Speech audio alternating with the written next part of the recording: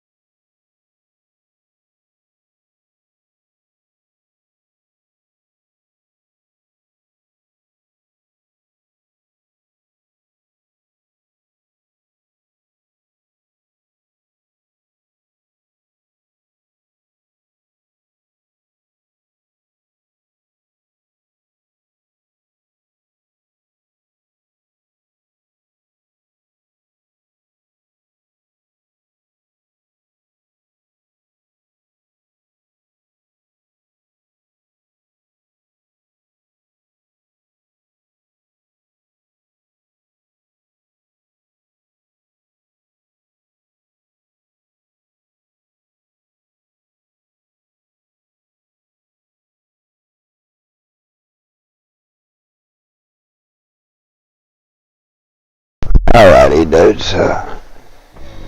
Been playing operations here and just there's just kind of no reason to join Discord bullshit.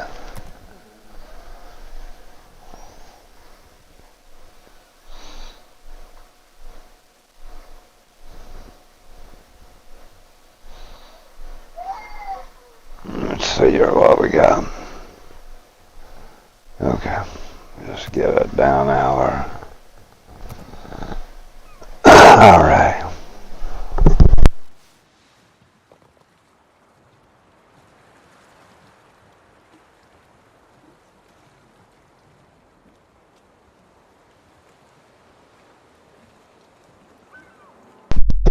Alrighty, let's see here. I don't need to pussyfoot here. Well, let's get going.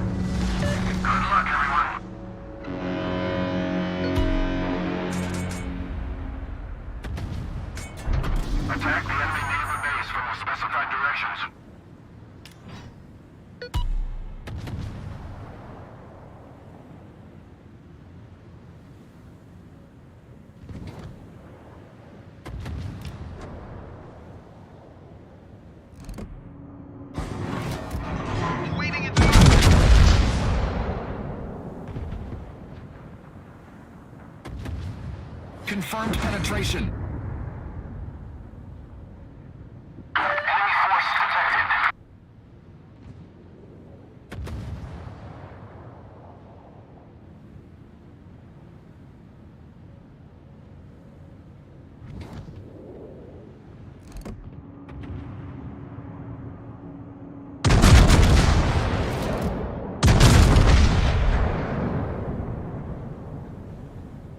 Enemy heavily damaged.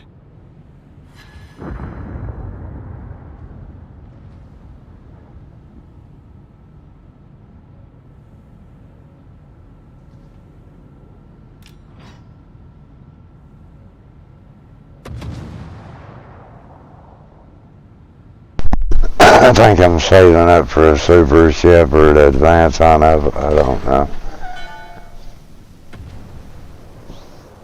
Either or, we're going to play some Bravos too to finish that, get that 8,000, that 8,000 of coal.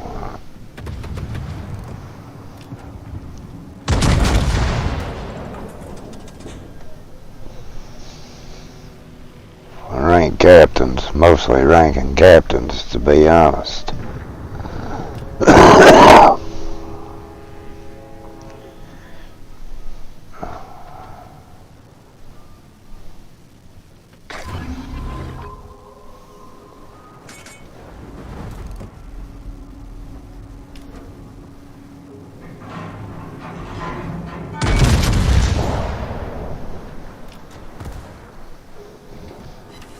Target penetrated.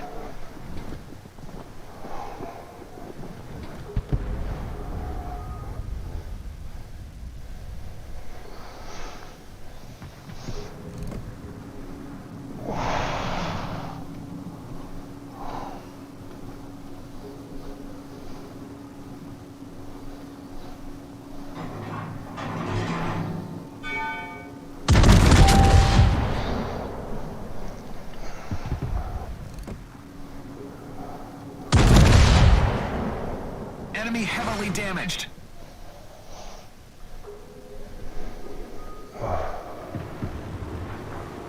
Is that second one? I guess I did.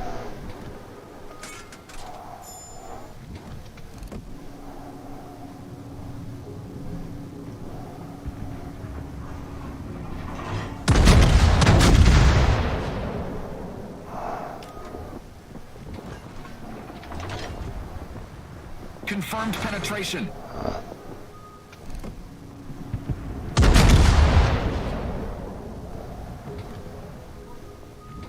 Enemy severely damaged.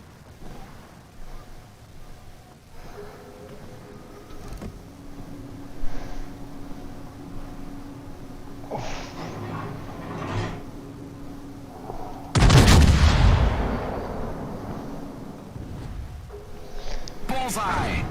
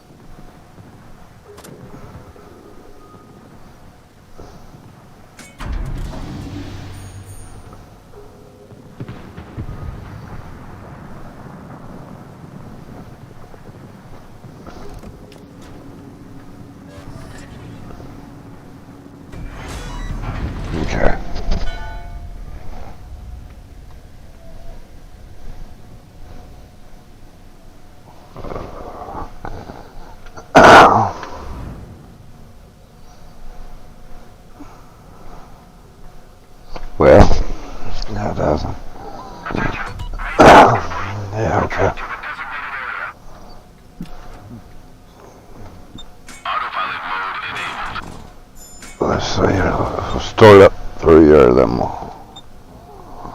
we'll come back around. No, but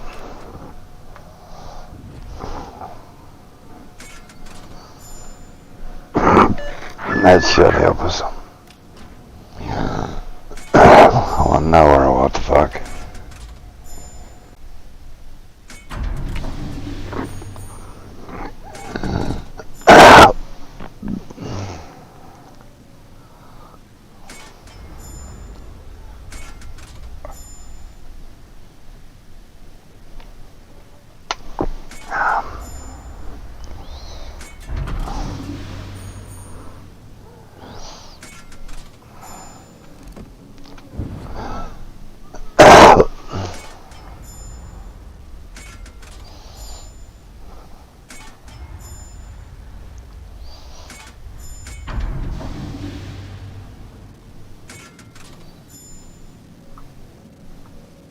Reconnaissance reporting. The second enemy reinforcement party is approaching.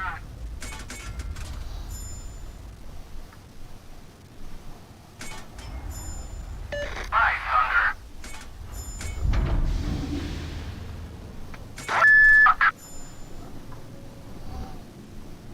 Stow the crew.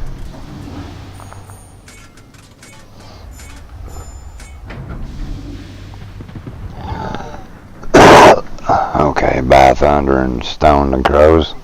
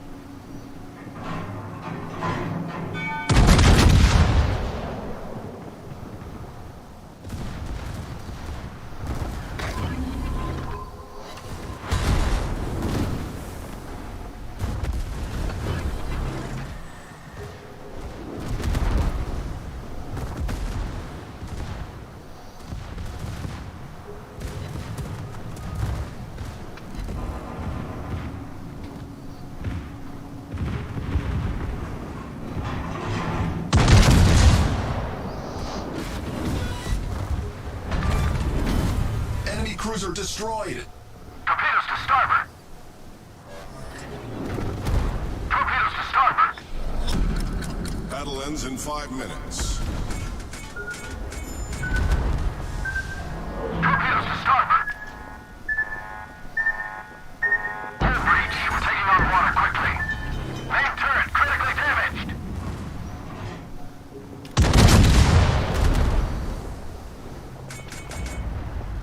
Problem solved, sir. Well, crap. Shit.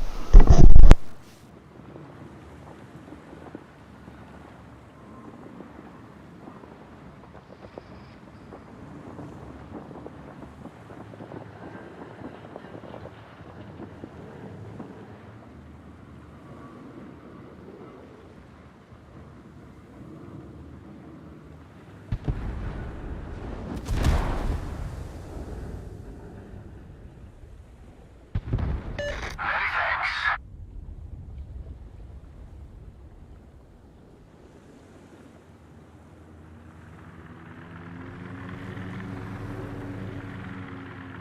Reconnaissance reporting. The 5th enemy reinforcement party is approaching.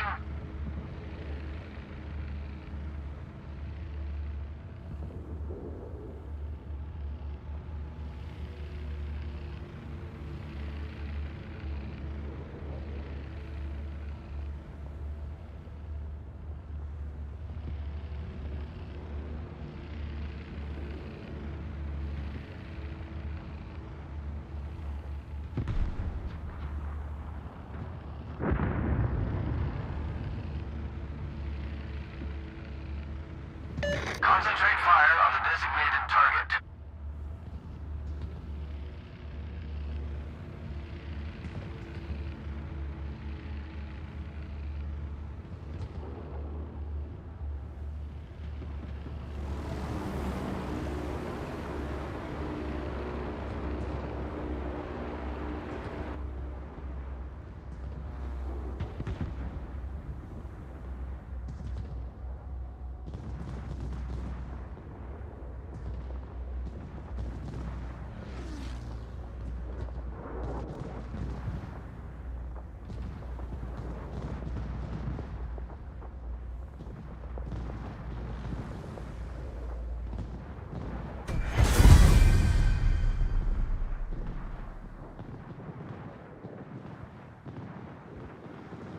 Let's get it. I didn't think we was gonna win. Just give me a second, bros. I'm gonna have to take me a breathing treatment. It'll take me a moment.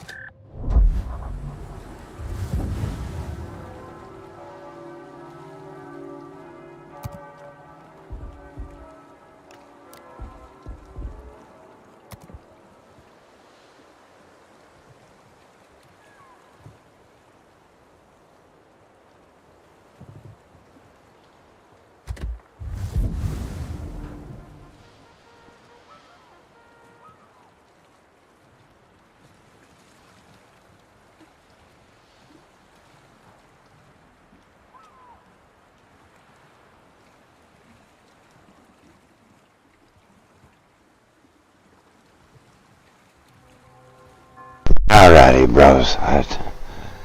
That should help me. Let's see. I need to just turn this stuff here off because kind of not. Oh, now I said we was going to play bras as well besides these.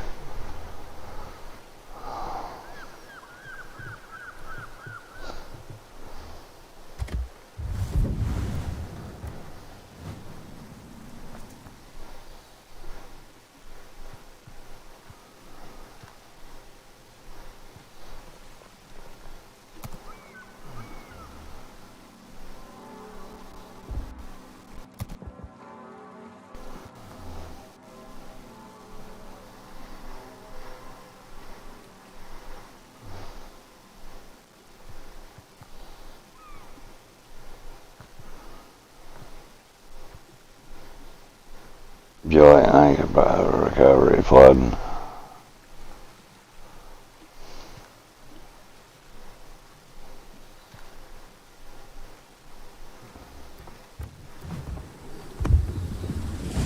Okay. Yeah.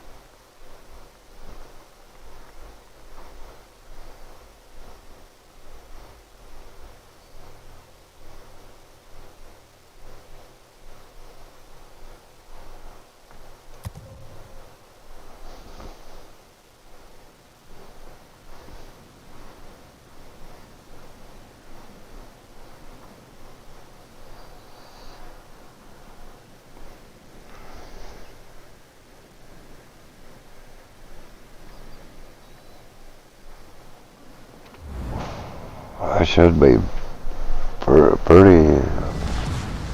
Battle starts. Need to concentrate more, dudes. To be honest on it, I need to concentrate more. I feel my mind's starting to get hazy. I've took so much chemo, or not so much chemo, but so much radiation. Awaiting instructions.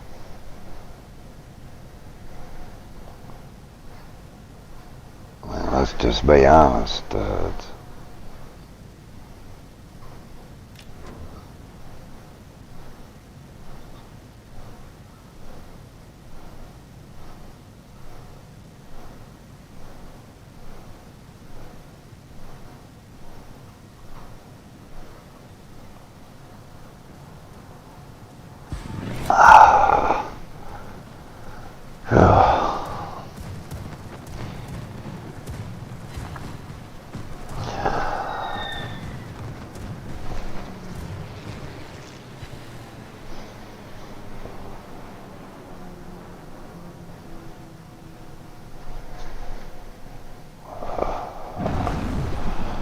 I'd like to give a shout out to my wife and my sister and my brother-in-law. They're totally supportive with me about my cancer.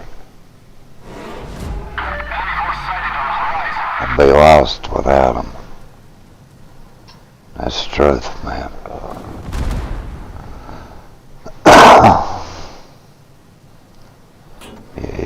You guys just don't know how good it is to have a really good support about this.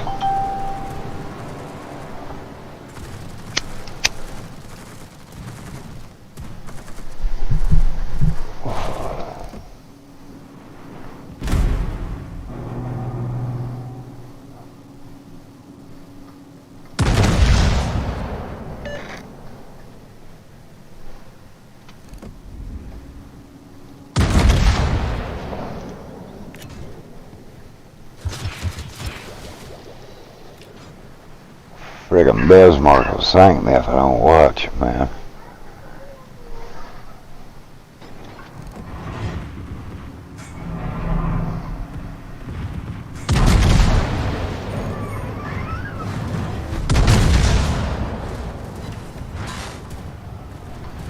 Good show. Autopilot mode disabled.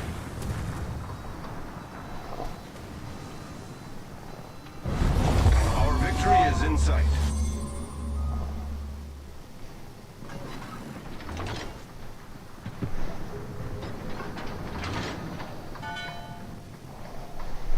We need to play in these sprints too, dudes. There's other I can do.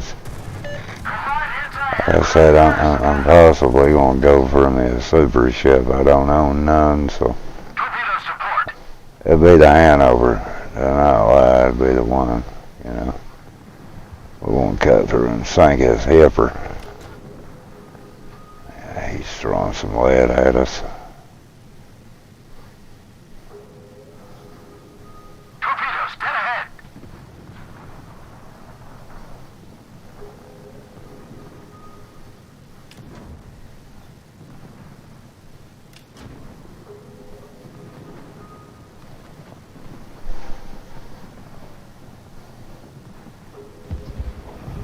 Our team has taken the lead.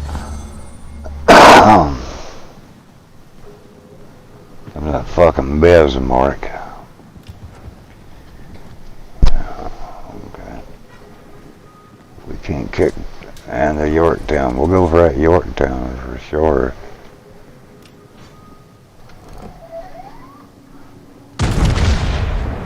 Concentrate fire on the designated target.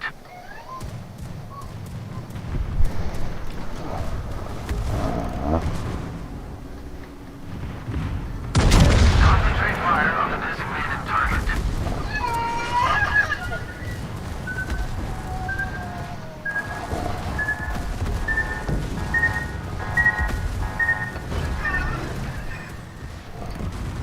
The ship is on fire.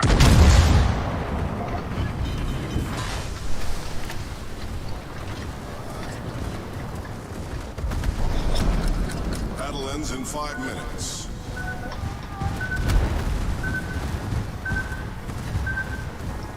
Problem solved, sir. The ship is on fire.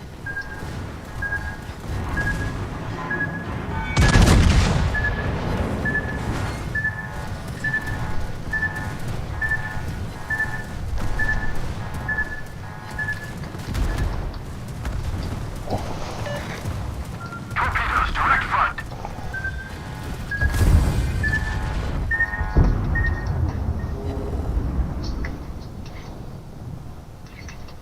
Well, we still won, so fuck you.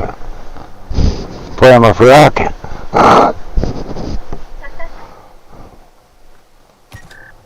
I should about be close to some rewards out of that. That's the browse is what it is. Yeah, we are. That's little shit makes a lot of shit when you play for it. It's 10,000 go. So we have victory. So let's do a ranked here. It's the 3 I hate. Let's do the war spot. Let's drop some of these. Look at my arm. This blood vein. Let me hang on there, dudes.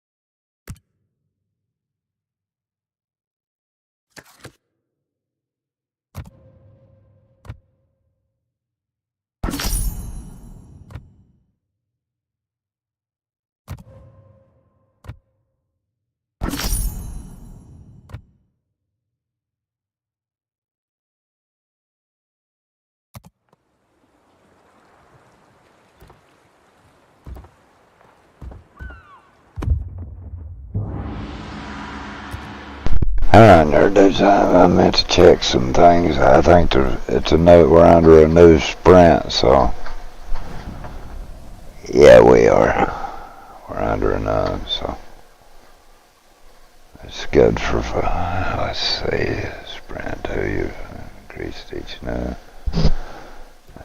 We should be. Yeah, we can get all the rewards again. So just gotta win sometimes.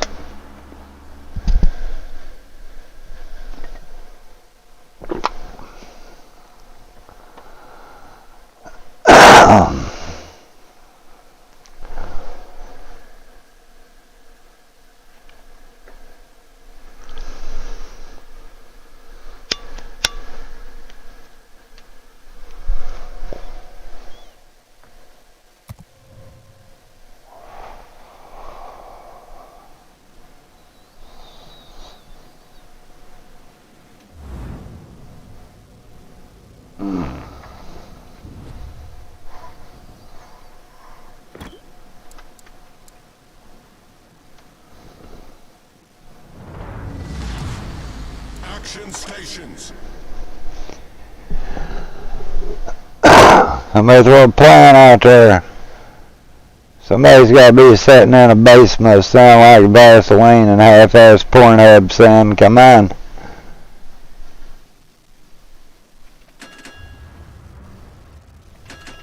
How about we'll go B and then just go wherever the fuck from there? How about that? Autopilot mode enabled. Awaiting instructions. Sounds good, sounds good.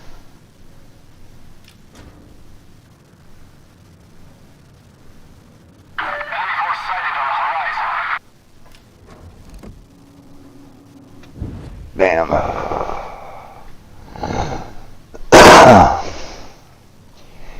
I'm trying to take the time to rank my captains up, man, because, I mean, I should.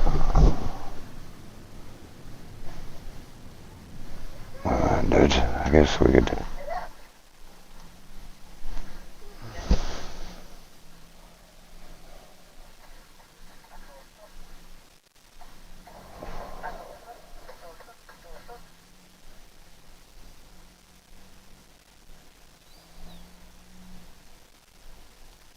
I'm looking at my weather, bros. Just, I'll be here fighting when I decide to go back, bro. 31 by 6 a.m., that's not code. Okay, here we go.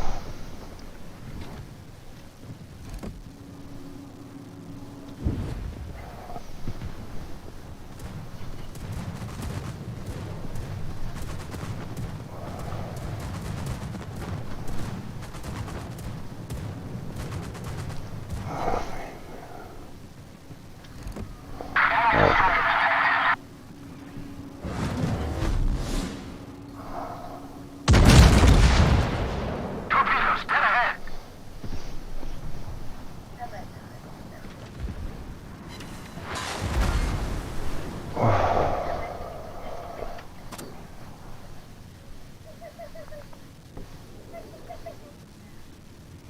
Go up and that, yeah. So we'll turn downward. I think, yeah. Torpedoes, direct front. Figures. Torpedoes, dead ahead.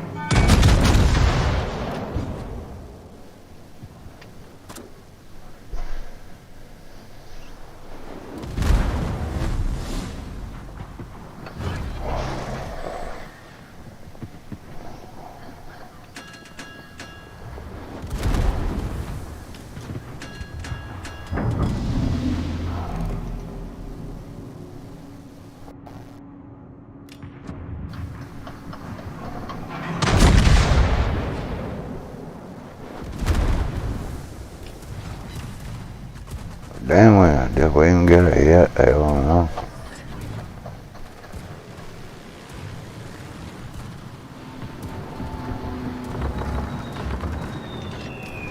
The ship is on fire. Oh, fuck you, bro. Problem solved, sir.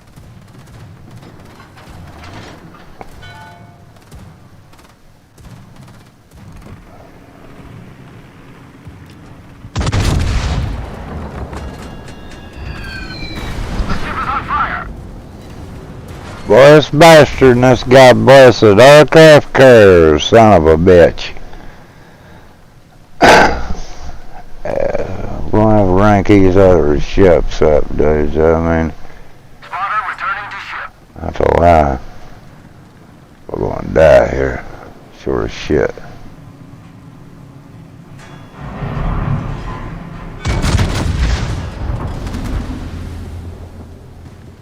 Autopilot mode disabled.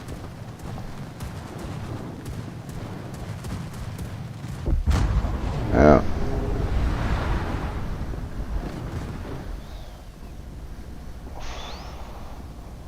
That sucks.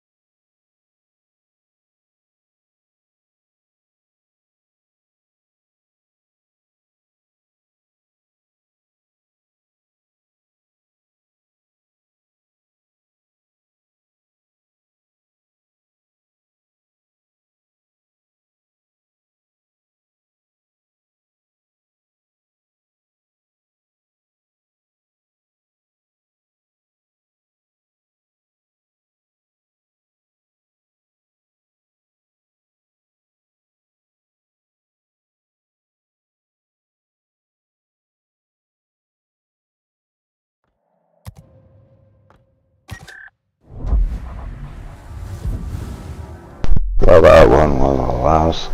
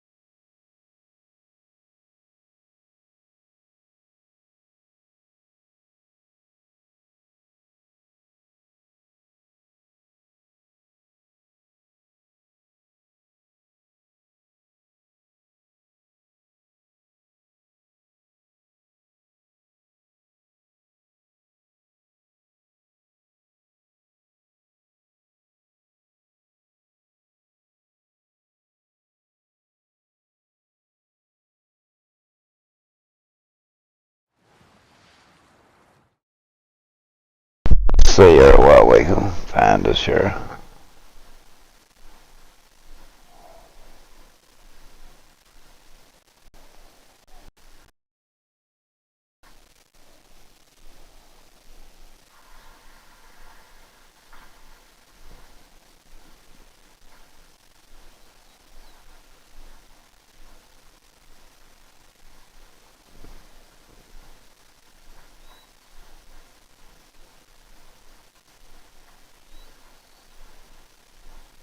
"15 frugal habits that are not worth it, so stop doing it." Okay. Number 1, buying cheap, low price, quality products. Yeah, I agree with that one. I mean, you should watch what you consume. Always choose the cheapest option. Probably should do that as well. Skip regular health checkups to save money. That's something, honestly, I do not do anymore, period. I do not skip anything when it comes to my health. I try to, regardless, I try to keep my appointments. It's very important. Ignoring car maintenance. Buying in bulk unnecessarily. I'd about have to agree with that too. But I don't coupon, never did. Not investing in energy efficient plants. I don't know about that one. Eating out less to save money. Yeah, it goes on the lines as you should go ahead while you do have.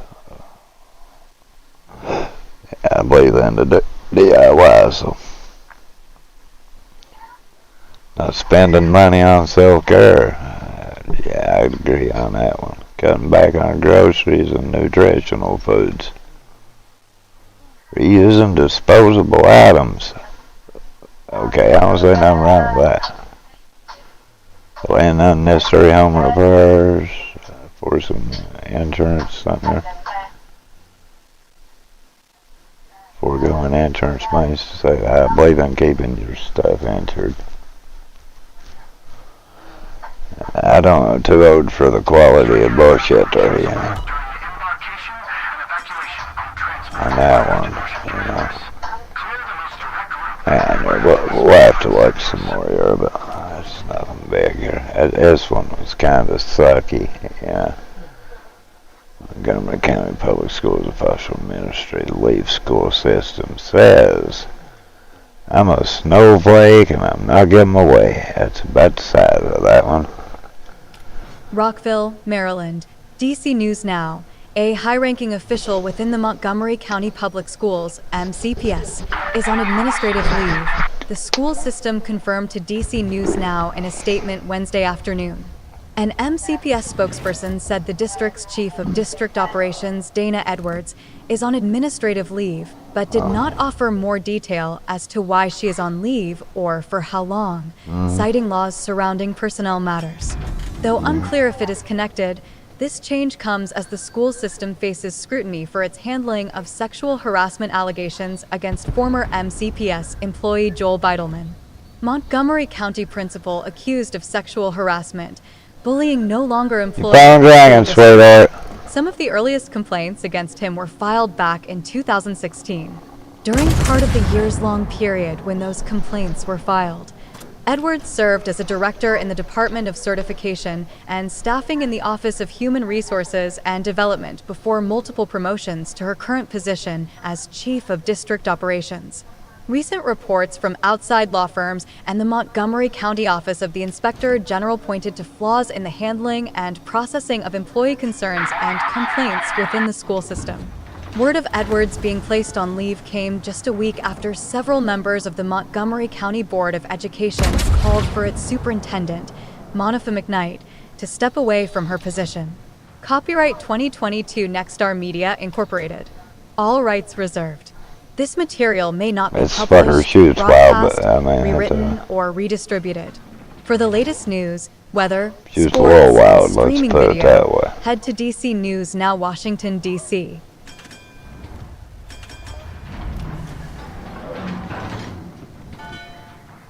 Fighter airborne.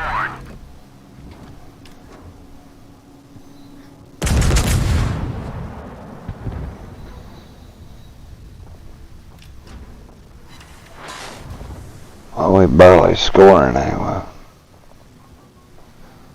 I haven't played with this ship in a bit either, dude, so I mean, you gotta vibe with me, bros. Vibe with me.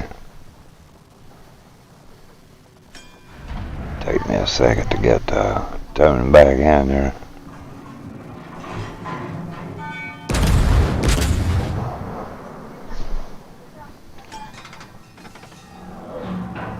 Enemy heavily damaged.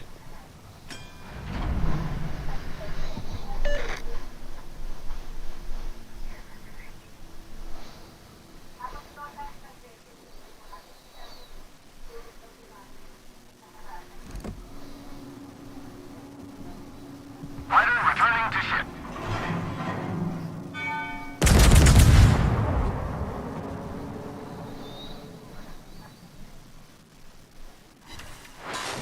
Bang, baby.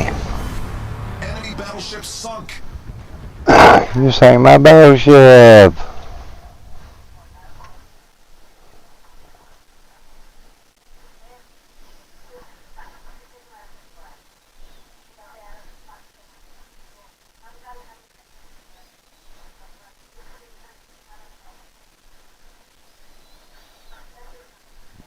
Okay, well, let's check out Salem's food myth you shouldn't believe. Not all kitchen wisdom is true. Like many avid home chefs, I draw my cooking knowledge from a myriad of sources.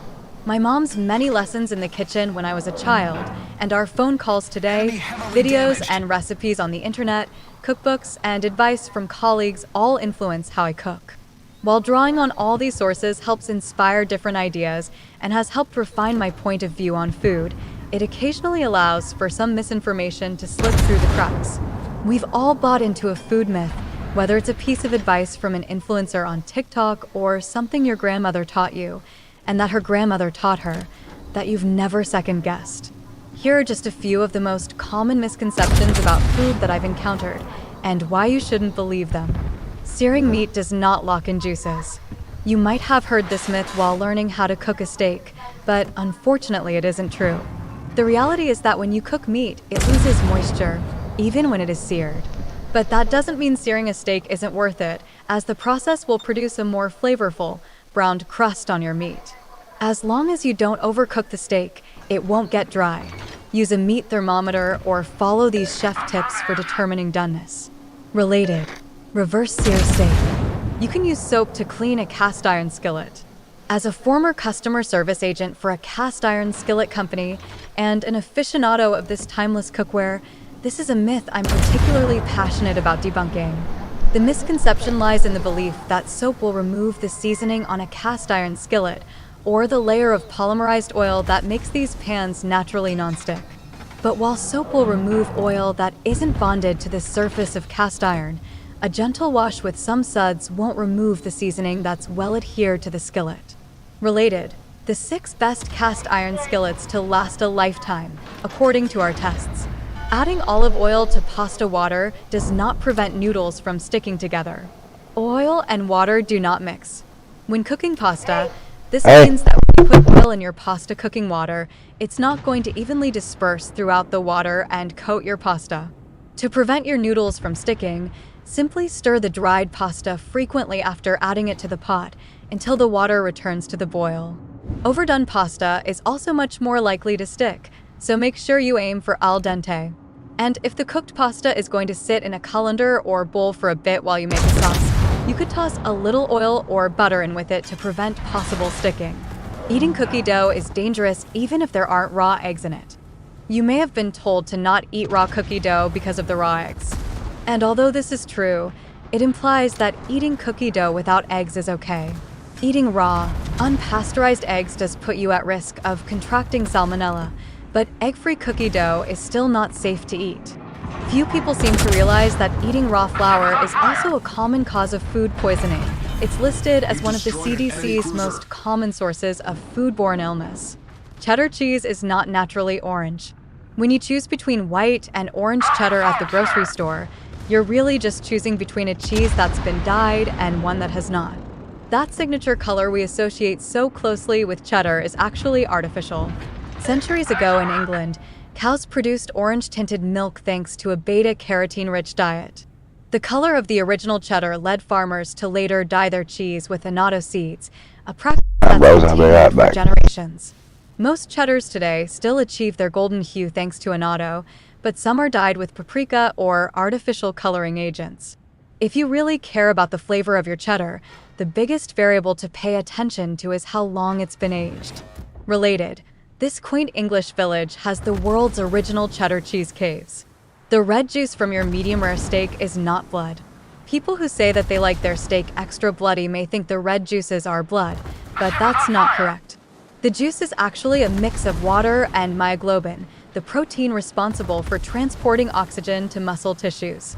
Myoglobin changes colors when it is exposed to oxygen and at different levels of doneness, so it's the reason that your rare or medium-rare steaks are much more pink than one that's cooked until well done. Decaf coffee is not caffeine-free. While decaf coffee is certainly very low in caffeine, it does contain a very small amount, so if you are sensitive to caffeine, consider yourself warned. In order to create decaf coffee, the caffeine has to be removed from the beans, but it's nearly impossible to remove all of the caffeine present. According to the National Coffee Association, a cup of decaf coffee typically contains about 2 milligrams of caffeine, compared with regular coffee, which has about 95 milligrams per cup. For more food and wine news, make sure to sign up for our newsletter. Read the original article on food and wine.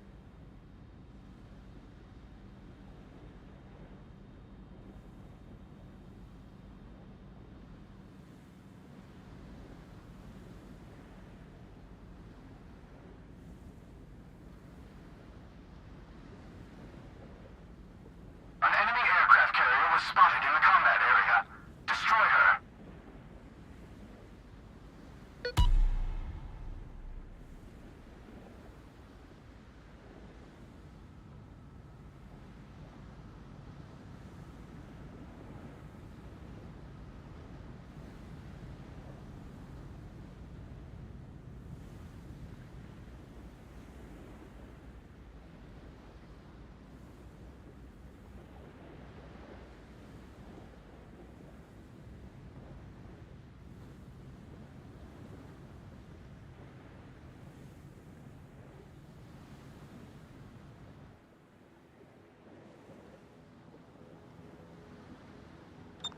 Repel and attack.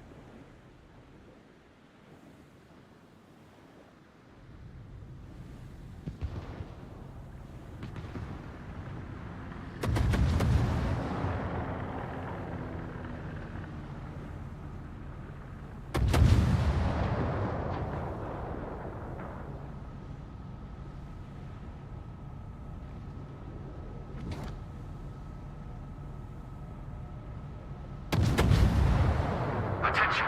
We intercepted enemy communications. A group of enemy destroyers have been sent to disrupt our repair base. Do not allow them to capture the repair base. Enemy destroyers detected.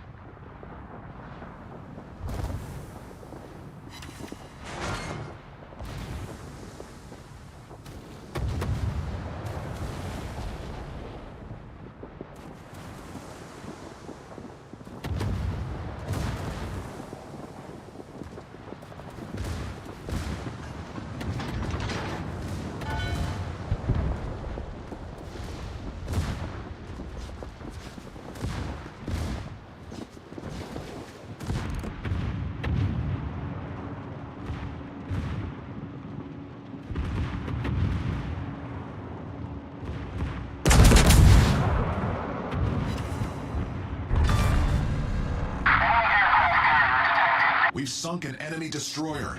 Enemy destroyer sighted.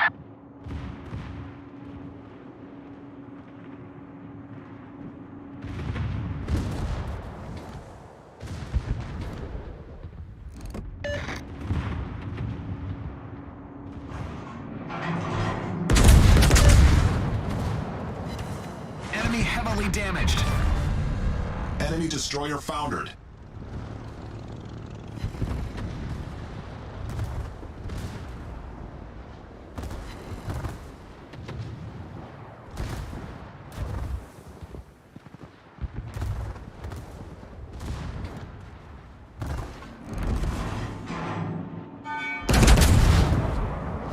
The ship is on fire. Mission is finished.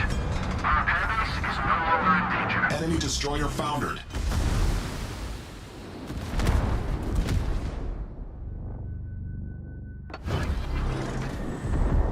Problem solved, sir.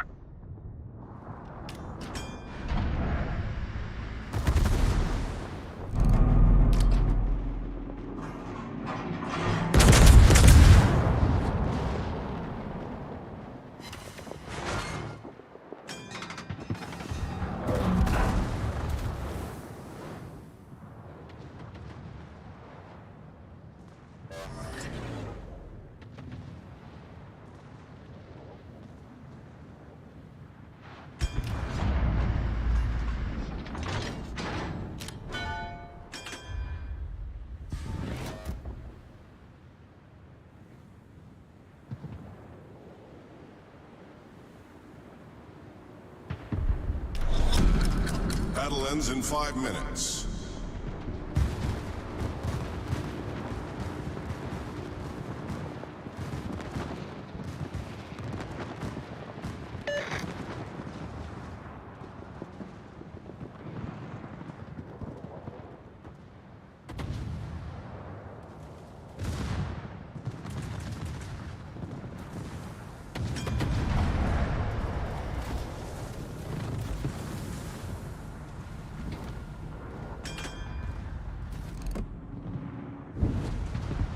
Designated targets destroyed.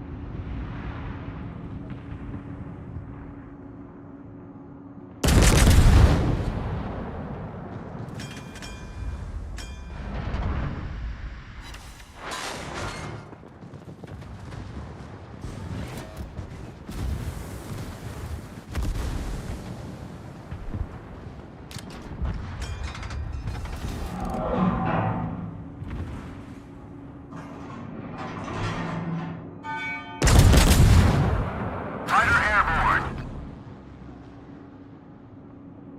Bullseye. Aircraft carrier Raptor destroyed.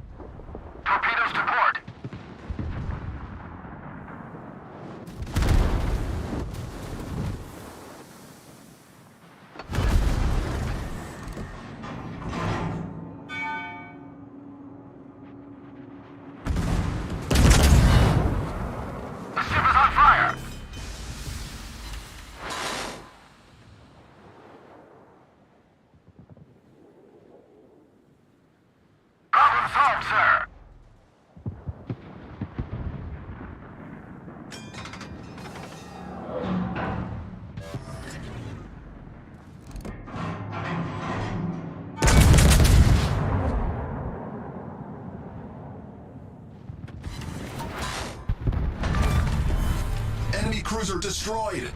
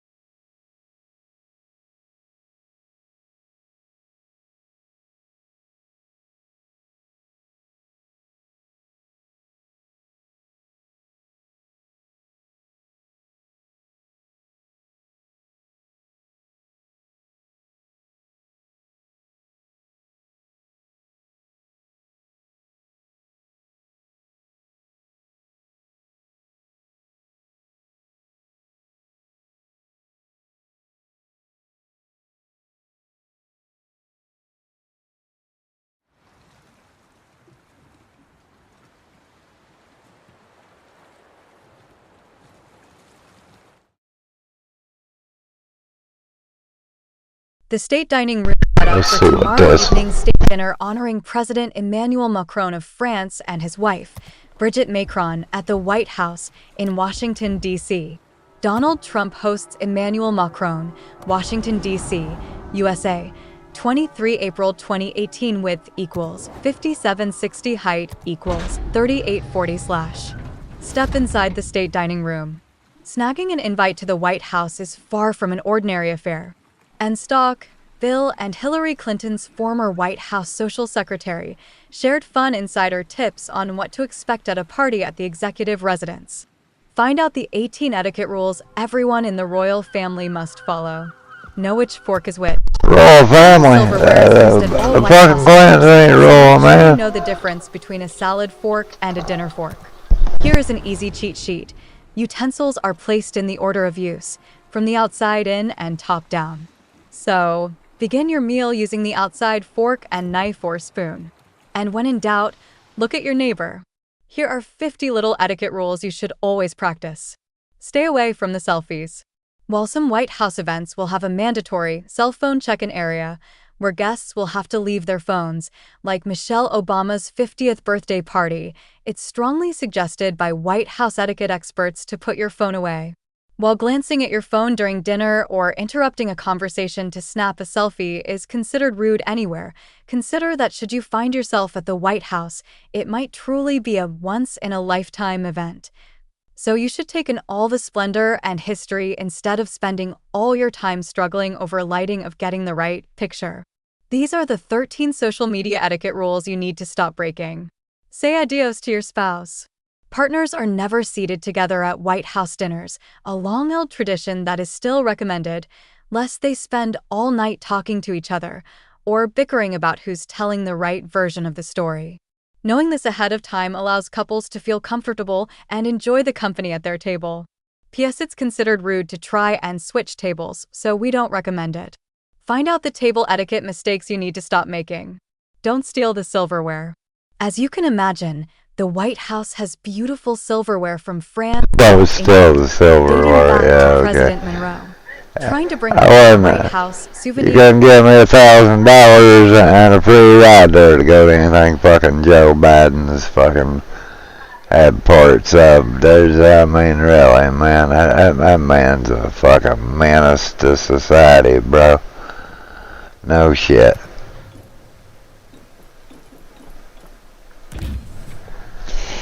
He's the most deplorable United States president we've ever had the unfortunate to have, man. I figure as long as you got a spoon to eat the ice cream, that's all that fuck eats anyway.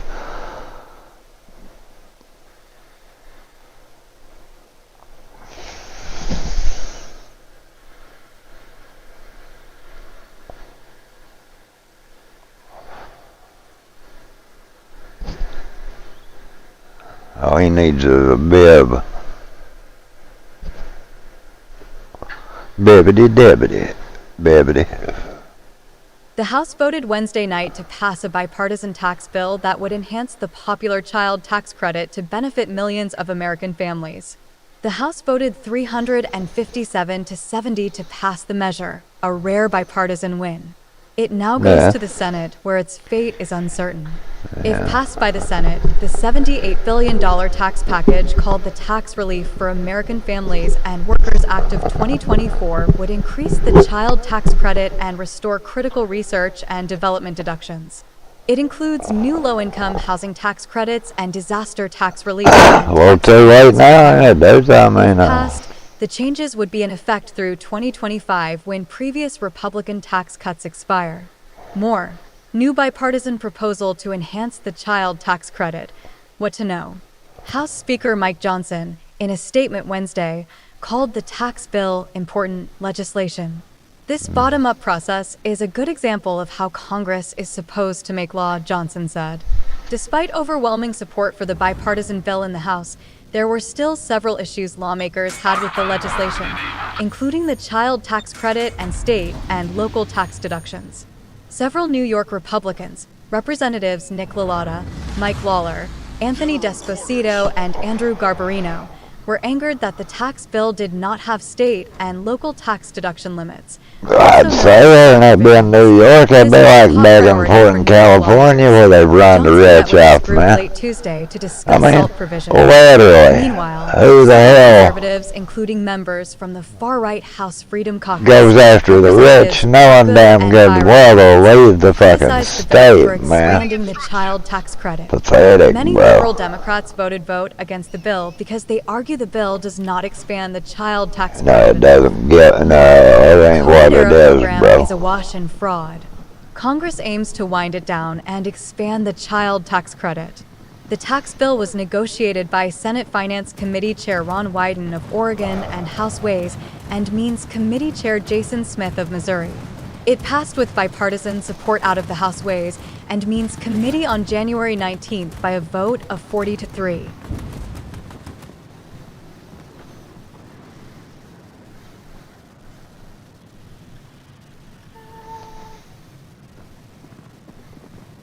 I mean, I'll be honest about it. New York and California don't do something about their government, man.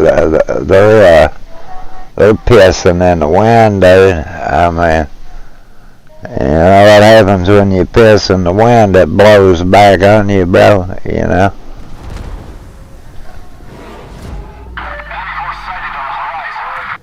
I mean, that's just the truth about it.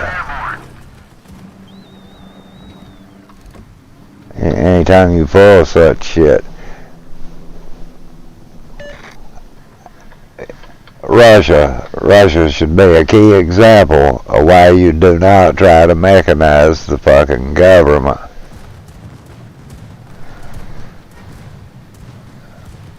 I mean, seriously. Torpedoes to starboard.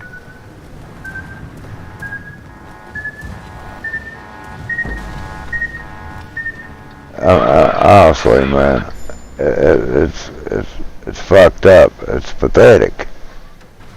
Because at the end of the day, government can't run business. Period. They can't. They can't run business. They never have been able to. And it's an understatement to even think they can now, man.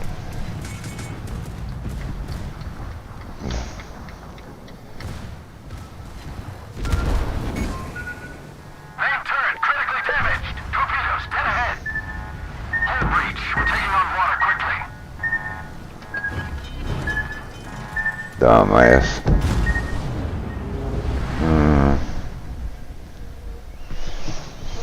Why it happens.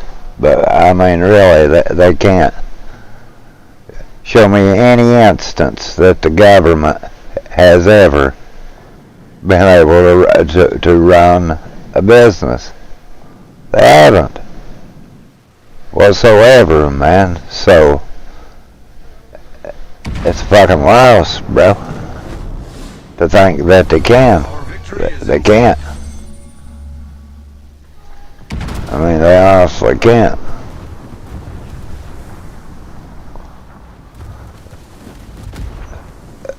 They've taxed the living hell out of the rich, dude. They're fleeing in droves.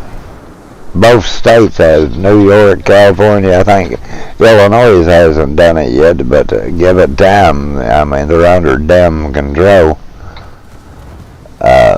That shit don't work, man. If you don't make it to your people can work and try to keep them jobs, your economy is not going to thrive. And the government can't because they want control. So therefore, you're in that cycle. They're not going. It's messed up, man. No good will come of it.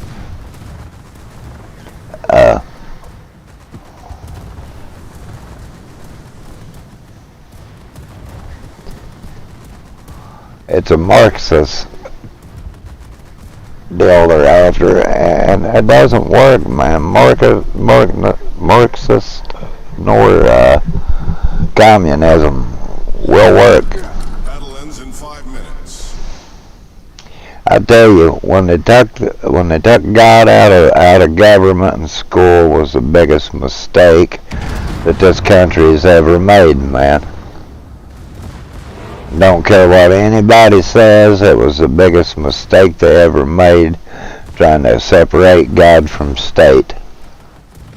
You take these Bible Belt states like West Virginia, we've been shut down for over a decade, but we're still going. And that's more than most states can say. We don't have an economy like California, and if we did, it wouldn't be the way California is. I will guarantee you that, man. Liberals are just that, liberals. Don't get me wrong, man, that some of their policies are good, especially when it comes to helping a lot within the United States, but they don't do that no more. It's always leaving out, going overseas, man. And as long as we have this, we're never going to have a flourishing economy. I mean, we're not. I've lived 50, soon be 54 years on this earth. I've went through the height of the Cold War to the fall of Russia. I've seen many a president. I thought Jimmy Carter was the worst president that we'd ever had until Joe Biden.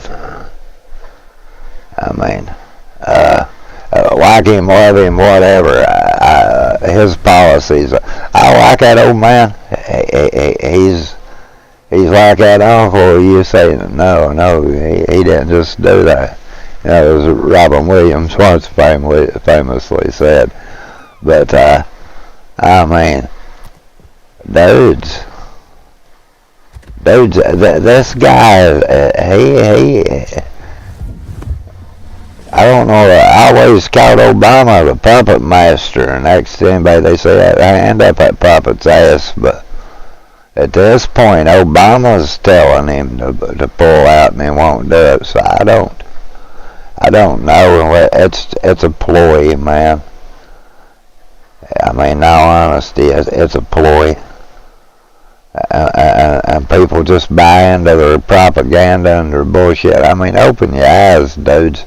I'm not saying go kiss Donald Trump's ass or nothing of the sort. Open your eyes, dude. I mean, most of young gens has lived through Trump and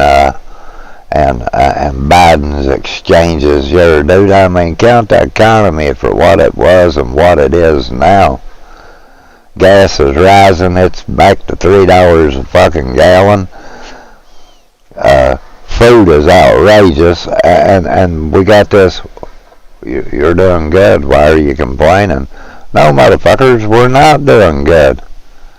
If we was, we wouldn't be complaining. I mean, really. If we was doing all that fucking great, people wouldn't be complaining, saying it's costing you extra $1,000 to even start to pay your bills from where we was at. Electric bills are off the roof. Then now people going on to power companies and shit, dude. I mean, they're put in a position, they have no other choice but to raise them, dude. Their cost has went up as well. And people don't take that into account, that you got the government trying to shut them down.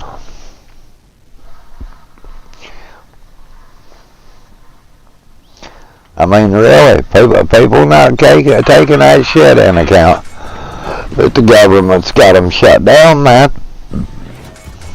Awaiting instructions.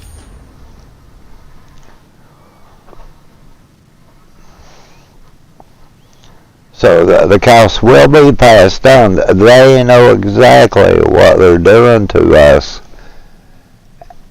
and they're purposely doing it. And all the great little damn sheeps are just falling in line or saying, oh, it's all global environment. Look, motherfucker, I ain't saying some of it ain't, but it all isn't. I mean, yeah, you got the U.S. that's got their emissions more than any country, but you don't hear them touting that, do you? We got to do more. We're not suffering enough. We got to do more. God forbid we suffer anyway. We don't suffer through this, I mean. Bunch of shit. At the end of the day, that's exactly what it is a bunch of shit. And it is going to end up being a fucking civil war. It's not going to be a civil war. It's going to be another U.S. revolution when we took the tyrants from Britain out of office. And don't get me wrong, man. Violence is no way to ever try to condone what's going on. But the old saying goes, you can just kick a dog so many times before it will bite you.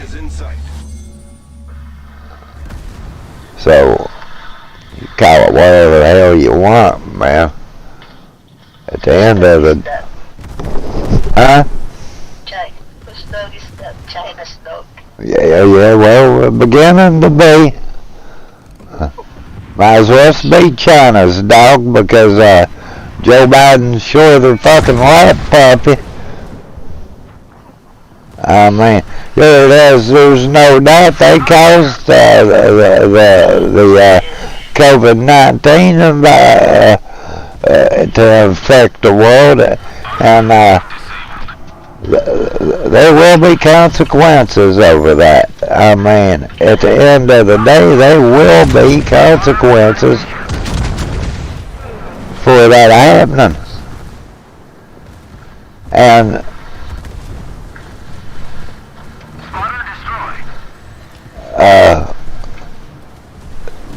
you got the world saying we're going to be in World War III before 2025. I say it happens before then, in all honesty, because about have to.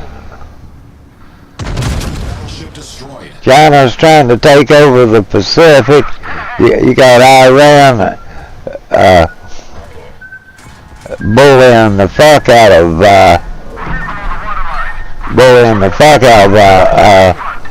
of Israel. You got people coming running their mouth saying that Israel's acting in all kinds of ways, when in fact Israel was the ones got attacked. They didn't attack the Hamas. They attacked Israel. So they're getting ridiculed for defending themselves. You don't start a war and then say, "Oh, my bad though, you can't treat us this way."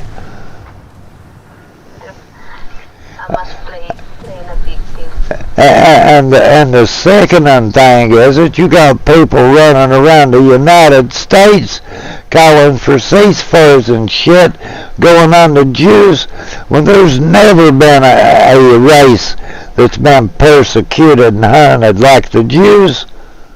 Never. Not the blacks, not the whites, not the Mexicans, not the Asians. They've never been a race that's hunted to exist to the destruction of them like the Jewish people has. They'll go on about the Holocaust and stuff and how bad it was, but here it is, you got people running around the United States hollering genocide on them. Now, bullshit. That's just utter bullshit. And got college professors, deans of colleges won't even come out and to defend themselves. Hey, asshole, they shouldn't have to defend themselves after what they've had to endure. Yeah, from their ancestors, Any culture or race that has been ridiculed, enslaved, demeaned, tormented. It's been the Jewish race of it more than any race. And here it is, these people trying to condone Hamas attacking them and stuff. No, man.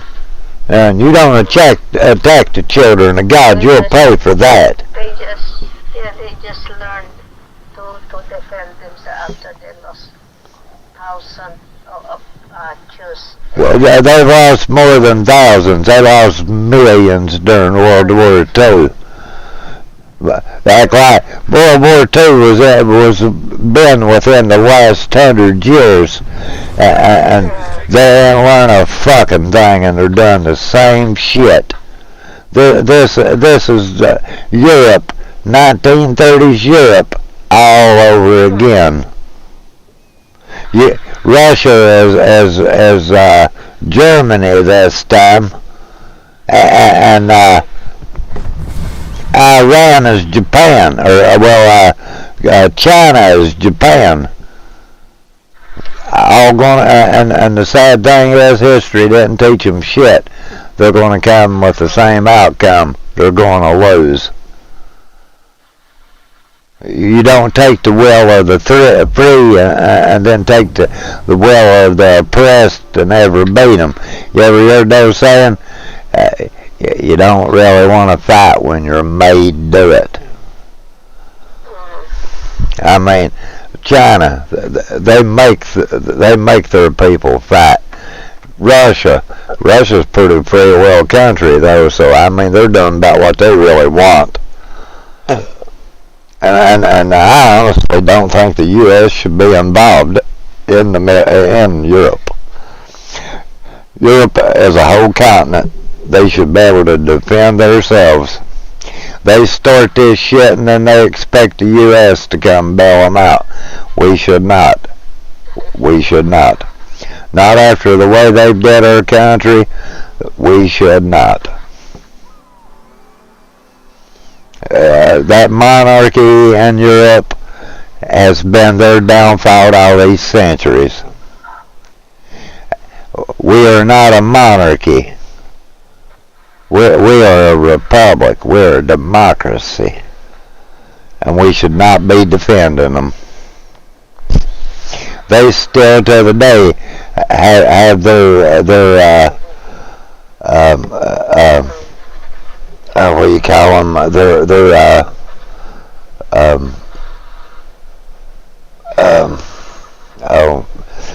tell you, dudes, all these chemicals that got me on are starting to haze my mind.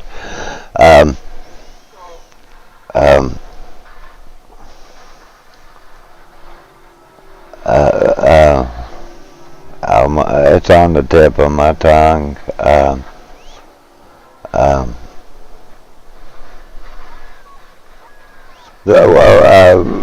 Where they went around the world capturing and them using them as resources, and I mean I know you guys know what I'm talking about.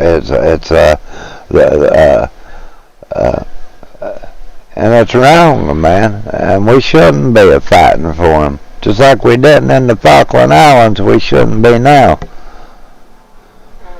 We should not have their empire. We should not be helping them keep their empire. We should have no we broke free from that in 1776. Why are we helping them? They give Hong Kong over to Japan, over to China, knowing good goddamn well they should have made them their own country. But still, they're going to hand Taiwan over the same way. Which, I mean, a lot of Taiwanese want to be Chinese. And then that's where people really need to just sit back and mind their own fucking business. I mean, you don't know what the will of people wants until they state it. Just like when Hitler went into Austria during World War II at the beginning of it. The Austrians wanted to be part of Russia, or I mean part of Germany. They never put up a bit of a fight. It was all sentimental. They wanted them there. I mean, and if France hadn't made them pay the reparations and did what they did, I don't think we'd have had World War II. Really, I don't, because it was the demand of money and pride. So, I just, all this shit that's going on is uncalled for. Our world humanity and all this shit, when we got our borders here in the U.S. overrun by migrants, and they're starting gangs and shit here in the U.S. I live in West Virginia. We don't see that many foreigners and stuff. We see plenty of Asians and of other cultures, don't get me wrong, but we don't see organized gangs roll in, robbing Walgreens, Walmart, and CVS. I mean, and I watched on the news this morning where 4 or 5 gypsies had come through, robbing the hell out of everything, blaming it on the U.S. government because they let them in the country. Now beat that shit. Now bullshit, man. I mean, this is just flat ass bullshit. That people are, we should never be tolerating this shit whatsoever. Should we be tolerating this crap going on? That these people are running around their country carrying on in the manners they are, killing, raping, bringing drugs in, stealing kids, shipping them back out. And Democrats are pushing for this because they're packing the states for the polls. They got 7 million in here, damn it. If that ain't enough to win, fuck them. I mean, this shit's gotta stop, man. We're spending $600 billion a year to house these migrants and all this.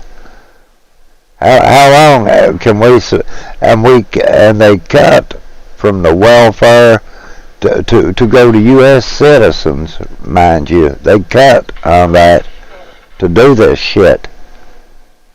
And they should have never been cutting. We're in a depression they won't admit to. They should be given to the U.S. people, not cutting them. Then you got people, well, if you don't want a job, if you ain't got a job, it's because you don't want one. That's a damn lie in itself, because there ain't no fucking jobs to get. Unless you got an over degree of education, and those guys don't want to go to school for a decade to have to turn around and take a fucking lesser job than they trained for, and you really can't blame them. Put $400,000 or $500,000 into education that you're overqualified and can't use it. So can you really blame them, man? Can't even pay their fucking student loans back, and then you got fucking Paul Biden on his geriatrics saying that going to forgive you a student loan. That's wrong in itself too, man. Not that they don't deserve help, but they absolutely don't deserve their fucking student loans paid either. Because that was an opportunity and not a given. They knowed when they did that they would have to pay those loans. That's like going to the bank saying, I want a new house there, but I don't want to pay for it. That shit don't work, you know. You go tell a bank that and say how fast your ass is evicted. It's crap, man. On some big deals, it's crap. And we don't have the half the U.S. don't have the wisdom to pick a fucking president or House, Congress, or any of them. Well, they don't. If they did, though, they wouldn't be putting fucking idiots in her. This country was founded by some great men, and how the hell we got a bunch of juvenile delinquent idiots that's in their fucking senior citizen years are running the country? I don't know, man. I mean, honestly, I don't. Republicans' way won't work, and the Democrats won't either. We need to do away with parties, period. Neither one work. Neither. Republicans wanna make you suffer too hard, and the fucking Democrats anymore, all they want's world domination. I mean, truly, that's all they want, world domination. Don't care for nothing but that. He's a bunch of idiots, man. And I do mean fucking idiots. They're idiots, dumb as you don't get no more rock dumber than these fucking Democrats. That they're worried about. Got people in Congress that literally, legitimately hate the United States. Omar, that's one. AOC, that woman's a piece of shit.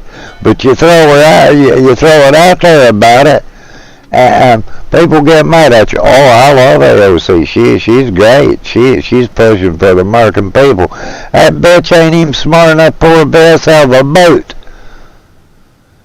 I didn't even graduate school, and I would guarantee you I'm intellectually 50 times smarter than her dumb ass.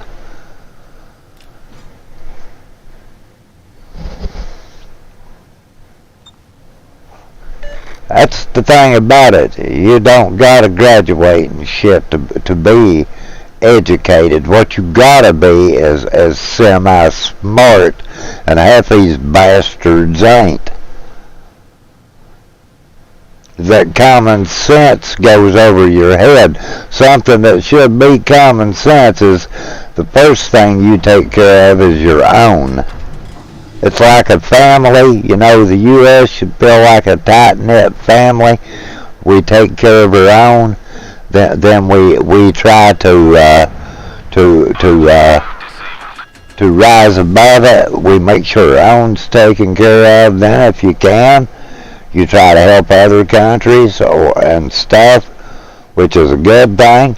But if you literally are going to put your own people in harm's way of doing it, you shouldn't be. You know, like all this money we're paying out for war that does not benefit us whatsoever. You know, doesn't benefit the U.S. population. These power mongers, that's what it benefits. No more, no less. It's not for our good, and it's not for the greater good of man. It's fucking poised to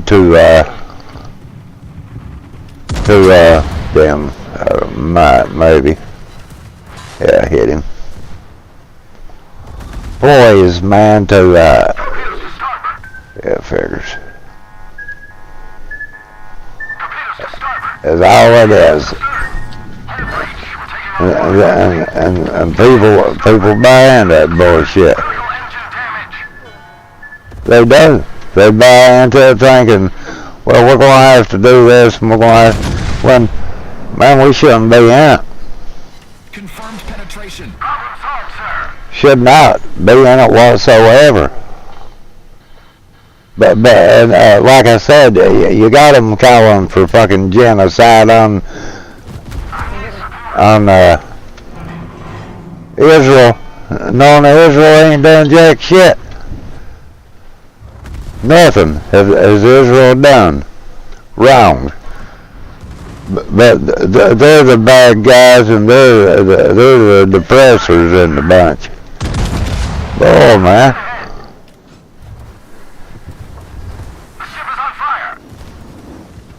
These people are stupid, man. Anti-aircraft gun crews are on full alert.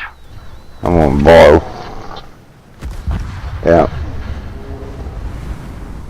I mean, they really are. And when you throw it out there, you're hating on, like with the gays and stuff. Now, I'm going to throw it out there about it.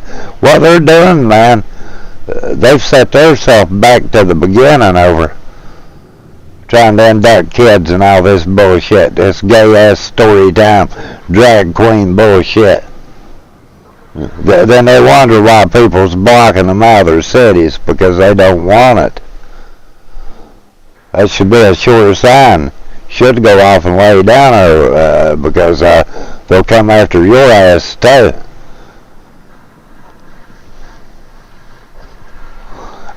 Morally, I do not agree with it. I do not agree that numerous things, but my religion is 99% that I don't agree. Then the other percent's easy to come up with. You can no longer reproduce unless you want to go out and be bisexual, whatever, and have a child with someone that you probably suckered into it, to ruin their life as well. Then attack the Catholic churches and the Christians, because they and then you got these churches that's saying, come on in, we don't care. Well, the Lord does. The good Lord cares. He cares a lot. He tells you from the start there, you'll not commit a sin and not repent and be baptized under the Father, the Son, or the Holy Ghost to correct that sin, that you're doomed to hell if you don't. But you got these Methodists letting them in there saying, no, that's not the way it is. God didn't just preach love. He preached his wrath as well. Of what you got for being a disobedient child. And people think that this is just all fine. When it comes to a woman preaching, I have no say in that matter. In all honesty, I believe we all should stand up and testify, and we all got something good to say about the Lord. And for that matter, I have no opinion when it comes to a woman preaching. But I will say this: if you're openly letting the gays in and you're not telling them their sins, and that they are condemning themselves to purgatory, you're lying, and therefore you're committing a sin yourself. Not saying anyone's perfect, and we're to pray every day for our sins, but that's sins that it's not a little white lie.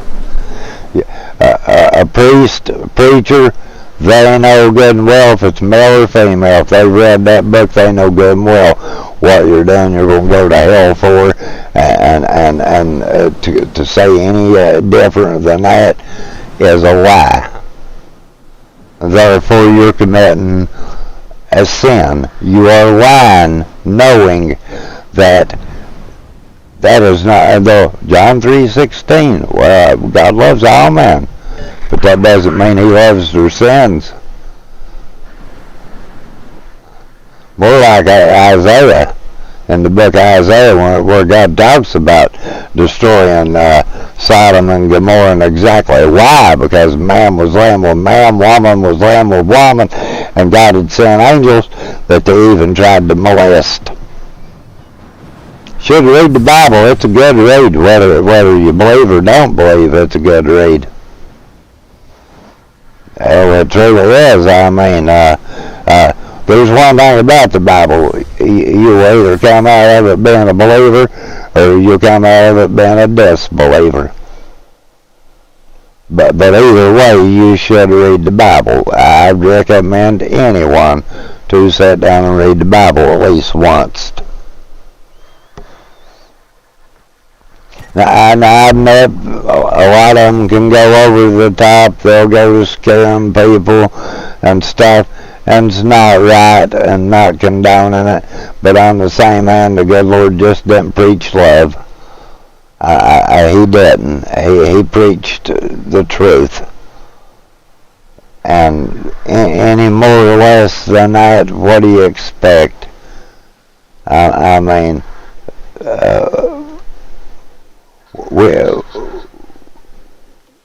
we're tolerating more than we ever did throughout the history of the U.S. We truly are. We're tolerating stuff that morally people know better. We have the laziest fucking generation of kids that ever walked the face of this earth, that don't care about jack shit but living in their mom and daddy's basement. They don't care to work. They don't want nothing. They use each other and throw them away like they're disposable. Period. People do not set out with the mindset to marry anymore. They set out to shack till somebody better comes along. Love and marriage is about to be a thing of the past. They pile up like they're in a sex cult. Just have any partner have that little less morals. That you don't care who you lay with. And diseases have been around since the beginning, but they still don't care. What a waste of life. Truly, what a waste of life that you have such less morals that you can't be genuinely loyal to one person. What is so bad with that? Having one person you devote your life to, just like the Lord. When you devote your life to God, there's no better feeling than knowing that you have the salvation within your grasp. That one of these days when we leave this world, we'll no longer have pain and suffering, and that we'll go to a higher place, and that our family that's went before us, that we will see again. I cling to that I will see my mother. She, bless her, she was the best mother I could have ever asked for. And to what, like my daughter, I'm going to throw it out there about my daughter. I'm a dying, and my daughter could care less. I'm a fighting for my life, and my daughter could care less. 24 years old. I told her, we've been arguing for quite a bit. We're over the arguments. There's no argument no more of it. I asked her to see her. Haven't seen her since 7 years. Asked her to see her. Told her, I said, babe, you do realize I am dying. I know, Daddy, it breaks my heart. Don't break it too damn bad, because she didn't even offer to see me and still hasn't. You know what she did? She blocked me on Facebook. That's what she did. That's what she did.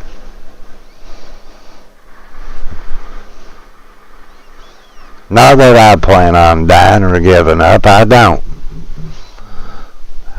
It's not in me. But I would like to see her. It would really mean a lot.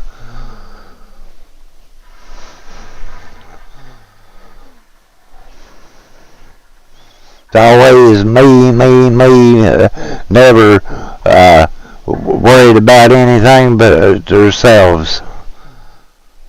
That's what I've been dealing with. Not only having cancer and all this shit. It's more. I've dealt with this for years about my daughter, and I always figured she'll eventually come around. I mean, one of these times. I realize she's not going to. You know, unless you've been in it, you don't know how bad that hurts. That you raised them, you loved them, did the best you could do by them for what?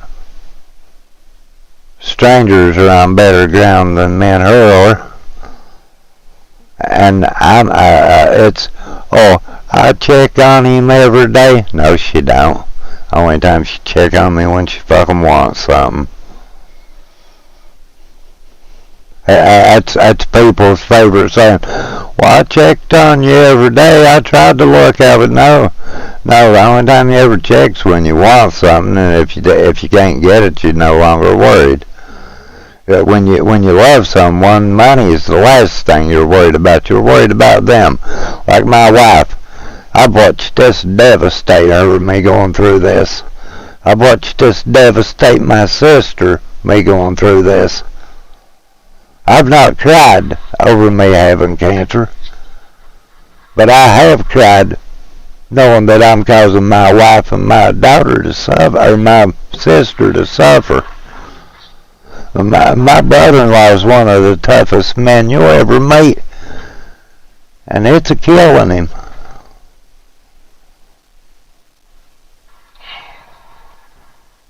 So, if you think you know someone, you don't know them, and you don't know their struggles. I mean, you really don't. You know what, people will let you in, and I don't know a man yet that'll tell you they're alright or he'll be alright. That's what I tell them all the time. They'll ask me, you okay? And I tell them, yeah, I'm okay. I know I'm not, but I'll tell them I am anyway because I don't want them worried about me. I mean, I don't want them to think that I've given up or that I'm giving up.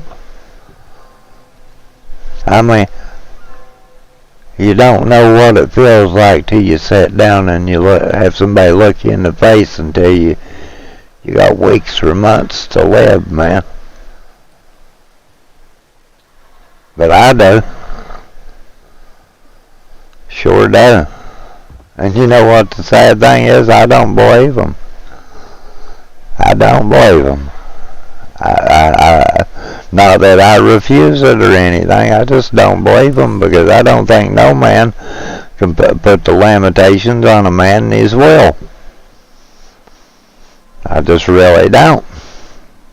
I don't see no one but God himself telling me what lifespan I have left, and that it's like, yes, I do die. The odds of cancer being the ones do it's just as good as any else. Walk out of the house and drop dead. Walk through the house and take a heart attack and die. There's so many ways to die you don't know. And you're crazier than hell if you don't take your treatment and try to fight it. I mean, yeah, I don't like taking chemo. I didn't like taking radiation either, but I'm doing it because I'm not a quitter.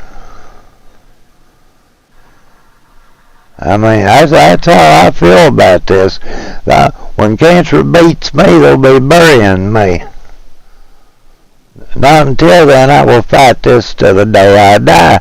I will beat it, or I will die trying. It is that honestly that simple.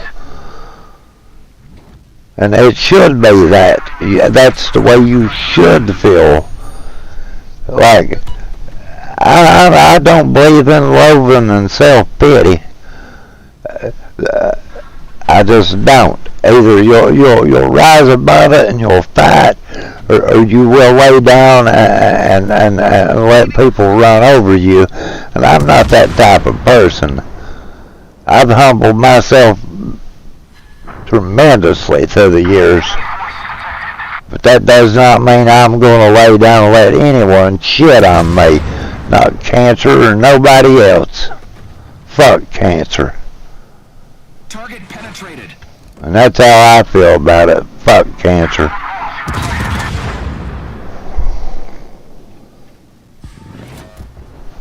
Enemy This is the way God wants me to go, so be it, but I will go out fighting.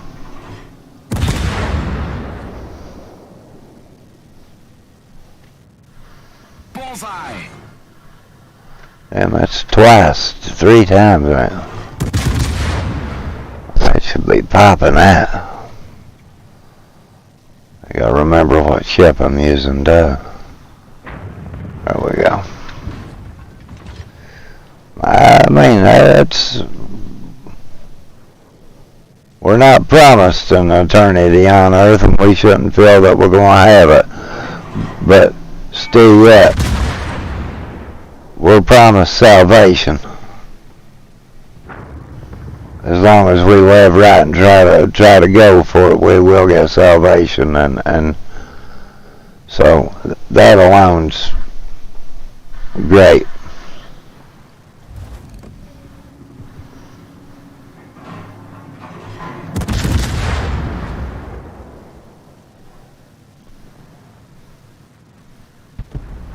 Well, crap.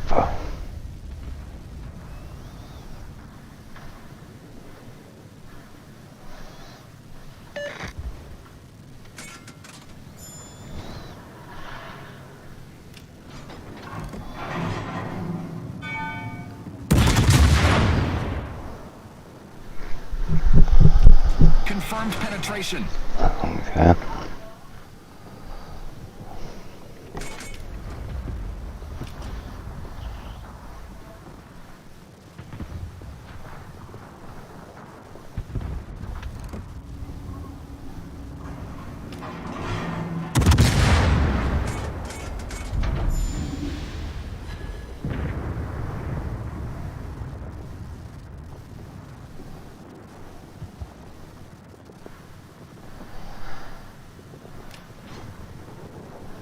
Fighter airborne.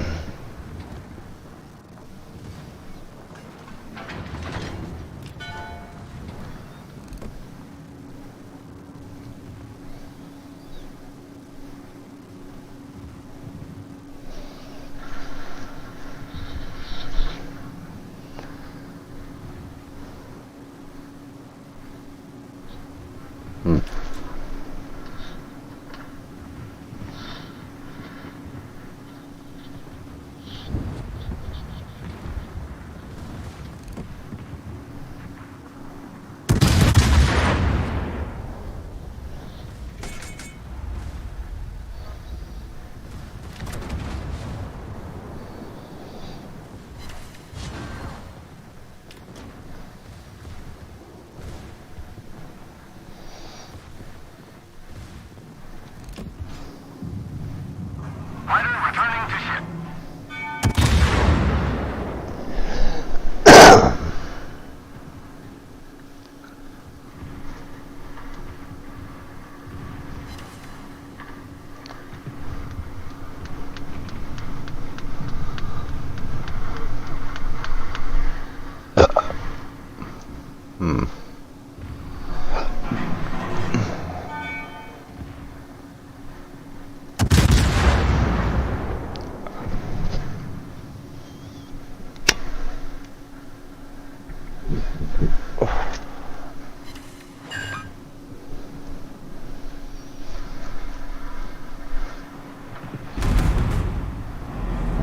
What the hell hit me?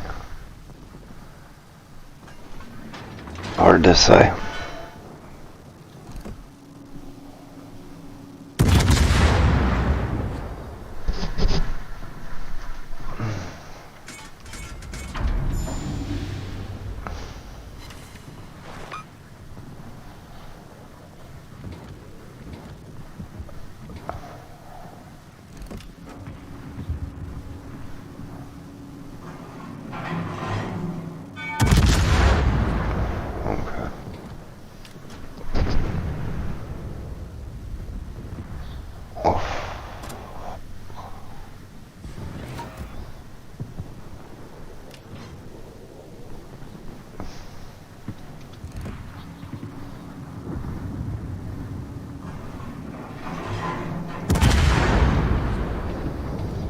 Nah, shit.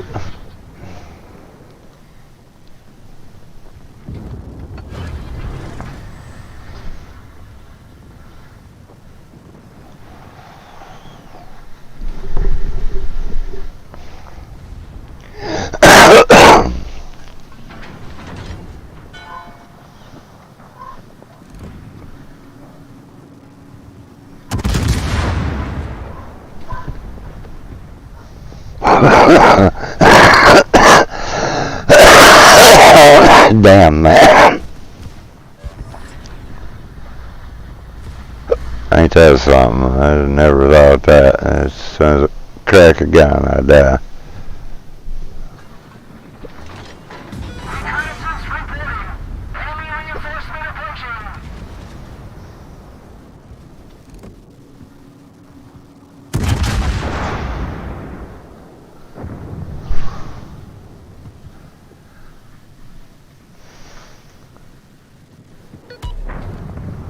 Attention.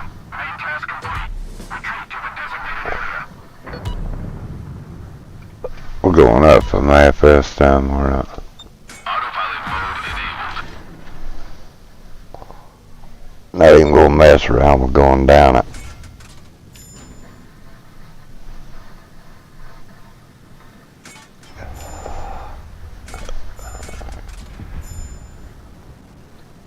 Support the allied target. Fighter airborne.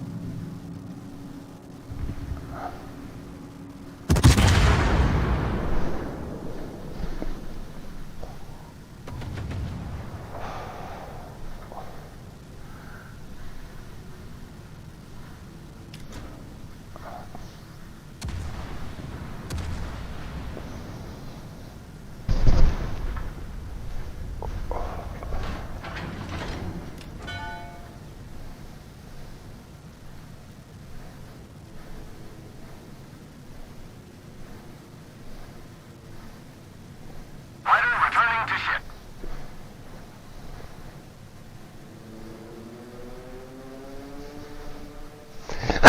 It's 3,000 points, we've really got a hell of a score down there.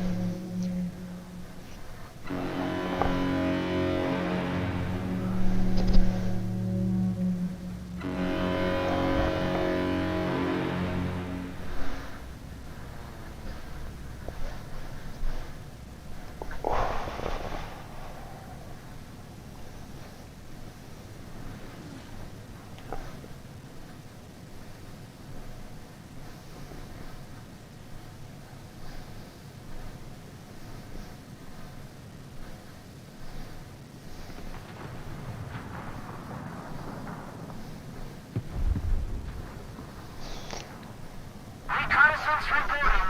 The second enemy reinforcement party is approaching.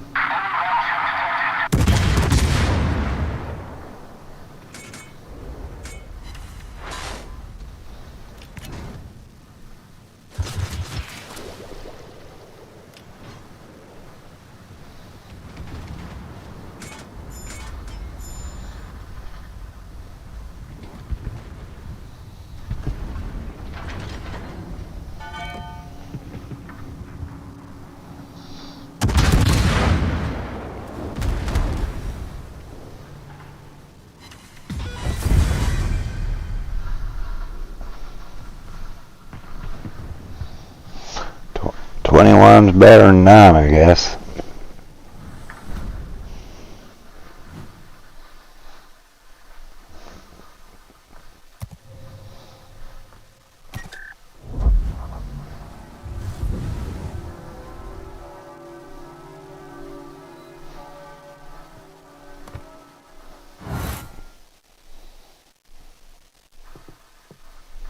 I don't even know where you'd use those.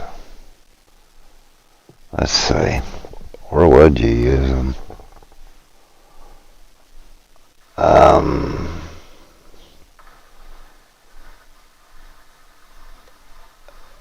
Well, these, I guess.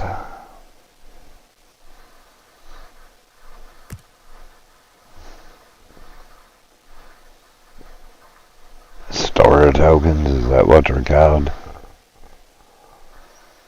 I thought the ship tokens.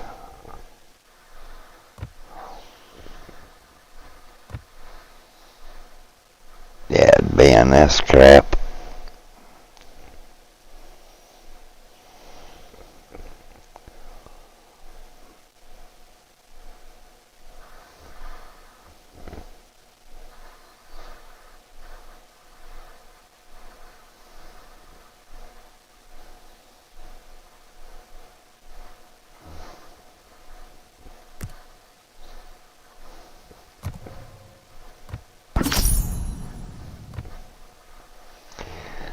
Why wouldn't you?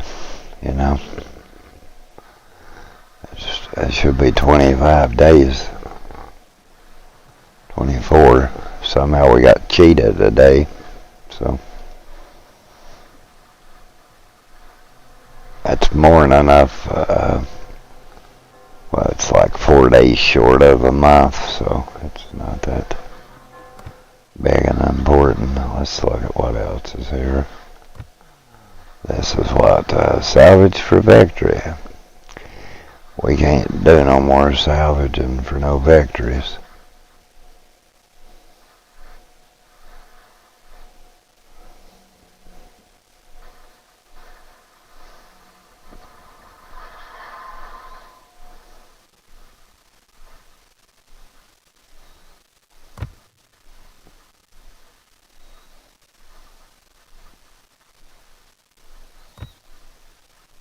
There's 6 more days of this crap. 6 more days of this, but you can't do you can't finish the dockyard. It costs me too much, dudes. Because count it up, I got 24 of the 32, so I'd have to go up 23. I got 23 of the 32, so I'd have to go up 12 levels. That's like 12,000, dude. That's more than it's more than that. It's 1,700. They raised it, bros. I'll not be doing no more of these just simply because I don't have the time right now. Me taking chemo.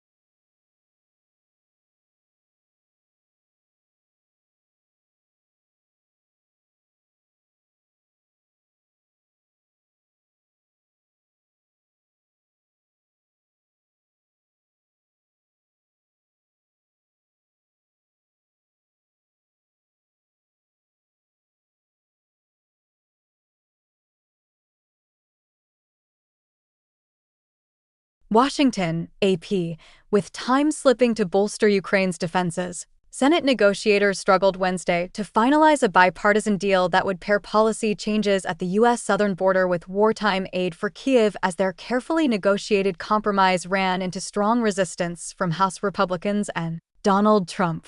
Senate negotiators have kept a close hold on the details of a bipartisan package on border enforcement and immigration policies that was supposed to unlock Republican support in Congress for aiding Ukraine.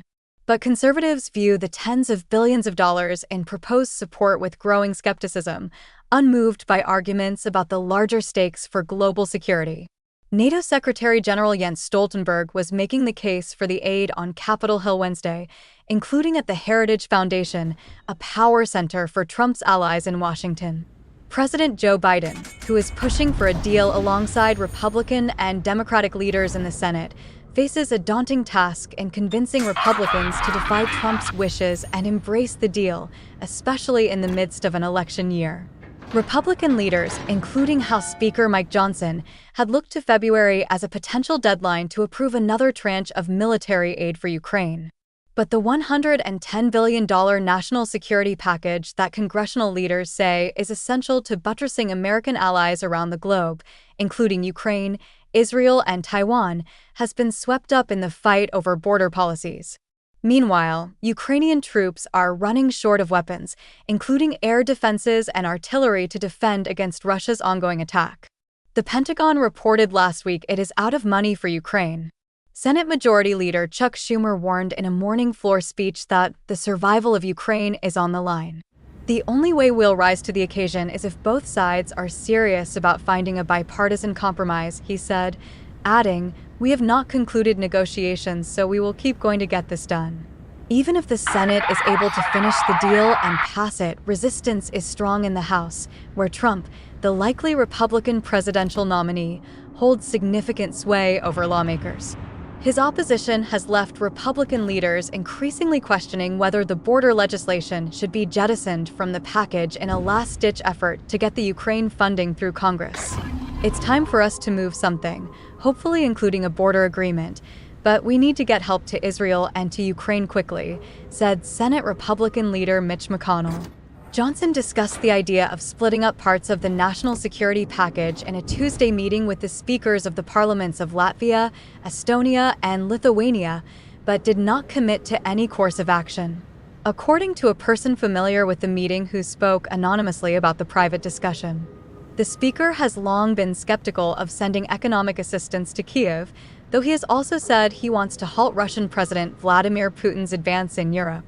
But a large portion of Johnson's conference in the House is more firmly against the aid. Stoltenberg, the longest-serving chief in NATO's history, pleaded Wednesday for lawmakers to act. In a speech Wednesday at the Trump-aligned Heritage Foundation, he warned that Putin's ambitions don't just end with Ukraine. He said the Russian president is intent on re-establishing Russia's sphere of influence and shaping an alternative world order. As Russian forces and drone attacks pummel the region, the Ukrainians will face increasingly difficulty defending their cities and populations from incoming assaults. Yet Republicans also want to cut portions of the package that would not go directly to Ukraine's defenses. Of the $61 billion in the package for Ukraine, a portion, about $16 billion, would go toward economic, security, and operational assistance. The U.S. economic aid has been keeping the Ukrainian government functioning, paying for public works and employees and the services they provide, but Republicans prefer the U.S. focus its spending on military hardware to win the war. The economic assistance for Ukraine is expected to be trimmed back in the final supplemental package, according to a person familiar with the situation and granted anonymity to discuss it. The person said changes in the amount of humanitarian aid for Gaza, which was stripped from the package by House Republicans, are also being discussed. Senate Republicans initially insisted on pairing border policy changes with Ukraine aid as part of a strategy to push the package through Congress. But so far, compromising on border policies has only made things more difficult. Trump has seized on a key compromise in the bill that would expel migrants seeking asylum at the border once illegal crossings rise above 5,000 daily. Speaking to reporters after a meeting with the Teamsters Union in Washington Wednesday, He called the bill terrible, but denied his opposition had anything to do with presidential politics. If the bill's not going to be a great bill and really solve the problem, I wouldn't do it at all, Trump said. Johnson, who has consulted with Trump on border policy in recent weeks, also told fellow Republicans in a closed-door meeting on Tuesday morning that the provision is a non-starter in the House. While he has said he has not passed final judgment on the bill, he is poised to reject any compromise. Senator Kyrsten Sinema, an Arizona independent who has been central to Senate talks, said the group was close to releasing text but was still working through the intricacies of writing immigration law. She urged lawmakers to keep an open mind to the legislation. Sinema called it factually false for conservatives to claim that the proposal would allow 5,000 migrants to enter the country daily. The expulsion authority would be one part of a new system that includes raising the initial standard to receive asylum protection and quickly processing asylum claims. Migrants who apply for asylum at ports of entry would be put in a removal authority program, in which their asylum case is decided within 6 months, Sinema said. And migrants who seek asylum in between ports of entry would be put into detention and removed within 10 to 15 days if they fail initial interviews.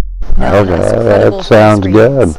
It ensures that the government both has the power and must close down the border during times when our system is overwhelmed, and it creates new structures to ensure that folks who do not qualify for asylum cannot enter the country and stay here, she said. It is a very robust package. Sinema said Johnson's team is familiar with the details of the bill. Still, Johnson on Wednesday used his inaugural floor speech since becoming Speaker to lay blame on Biden's handling of the border and rally Republicans to insist on hardline border measures, even though those policies have virtually no chance of passing the Senate. If we take a step back, if we consider the current catastrophe at the border, we can all see that our country is at a critical decision, he said. _____. Associated Press writer Tara Kopp contributed.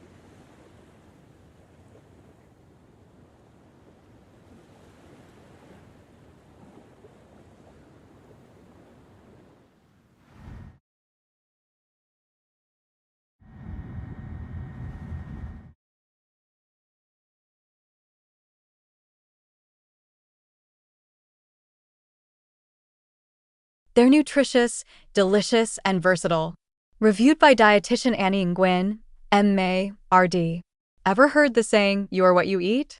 Well, turns out it's not just a catchy phrase. The foods we consume play a significant role in our overall health, including reducing inflammation. A natural immune response that occurs after an injury or infection, inflammation isn't bad per se.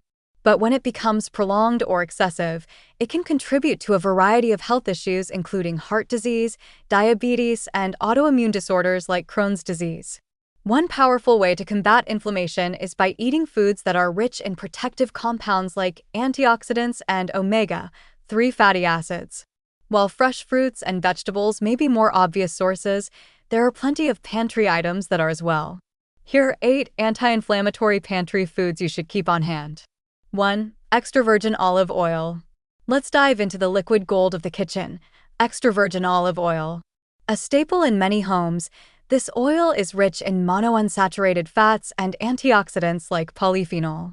The monounsaturated fats, particularly oleic acid, have been shown to have anti-inflammatory effects in the body by controlling immune responses that result in inflammation. Shake extra virgin olive oil into a salad dressing, use it for sautéing, or drizzle some over cooked vegetables before serving. 2. Turmeric. Curcumin, the active ingredient in turmeric, is a potent antioxidant compound that's been shown to reduce various markers related to inflammation. It's important to note that consuming turmeric with black pepper, which contains piperine, has been shown to enhance curcumin absorption, so consider pairing the 2 ingredients together to reap maximum benefits. Try sipping on a turmeric latte or toss cauliflower with some turmeric before roasting. 3. Canned tuna. Often praised for its convenience and versatility, canned tuna is a great source of omega-3 fatty acids, specifically eicosapentaenoic acid, EPA, and docosahexaenoic acid, DHA, which are well known for their anti-inflammatory properties. These essential fats play a crucial role in reducing inflammation by serving as precursors to anti-inflammatory components, and they can promote heart health as well. Whether you're mixing up a tuna salad or tossing some with pasta, canned tuna is more than just a pantry staple. It's a tasty way to give your body a dose of anti-inflammatory goodness. 4. Kidney beans. Beyond their versatility, kidney beans are packed with anti-inflammatory compounds. They are rich in dietary fiber, which can promote a healthy gut microbiome and, in turn, lower systemic inflammation. Beans also contain a variety of antioxidants, including flavonoids and polyphenol, which can reduce oxidative stress. Kidney beans are often used in chilies and stews, but they can also be tossed into a salad or used to make a bean dip. 5. Almonds. These tasty nuts aren't just a snack, they're also champions in the fight against inflammation. Almonds have several properties that contribute to their anti-inflammatory effects. They are rich in monounsaturated fats, particularly oleic acid, which can help moderate the activity of immune cells and regulate inflammation. Almonds also contain antioxidants, including vitamin E and polyphenol, which can help neutralize free radicals. Snack on a handful of spiced almonds or sprinkle a few on your salad and yogurt. 6. Canned tomatoes. The star of soups, sauces, chili, and more is an underrated source of anti-inflammatory goodness. Tomatoes are rich in lycopene, a powerful antioxidant and carotenoid that may help reduce oxidative stress, which is a key contributor. Bros, I'll be right back. Canned tomatoes also contain vitamin C, which supports the body's natural defense against oxidative stress. Canned tomatoes can be used to whip up a pasta sauce, curries, and more. 7. Garlic. Garlic is responsible for adding flavor to delicious recipes like 20-minute chicken cutlets with garlic tomato sauce, but it's also responsible for reducing inflammation. This little bulb contains allicin, which is a sulfur-containing compound found in fresh garlic when it is crushed or chopped. Allicin has been shown to inhibit the activity of inflammatory enzymes and reduce the production of pro-inflammatory cytokines. Grate garlic into a vinaigrette to drizzle over salads, or make garlicky shrimp and broccoli for dinner tonight. Related: 15 easy garlicky veggie sides you'll want to make forever. 8. Green tea. Alright, let's spill the tea about green tea. It's rich in polyphenol, particularly epigallocatechin gallate, EGSG, which helps moderate signaling pathways involved in inflammation and prevent the production of pro-inflammatory cytokines.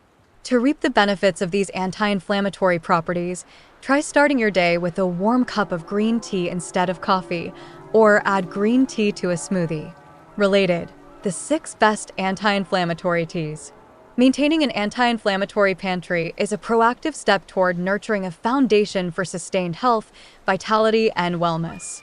These top 8 anti-inflammatory pantry staples are a great start and can lead to significant improvements in your health in the long run.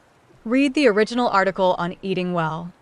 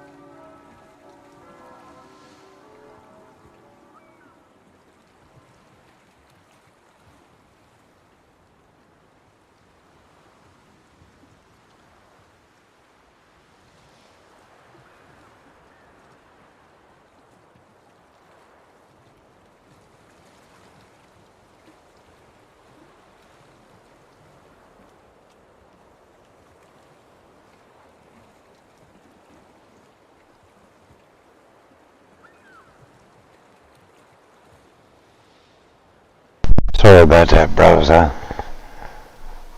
lot of trouble having using the bathroom right now, bros.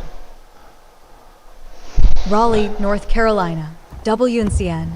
The Centers for Disease Control and Prevention has released a sexually transmitted infection surveillance report for 2022, the most recent year with complete data. And it shows an alarming spike in one type of infection nationwide.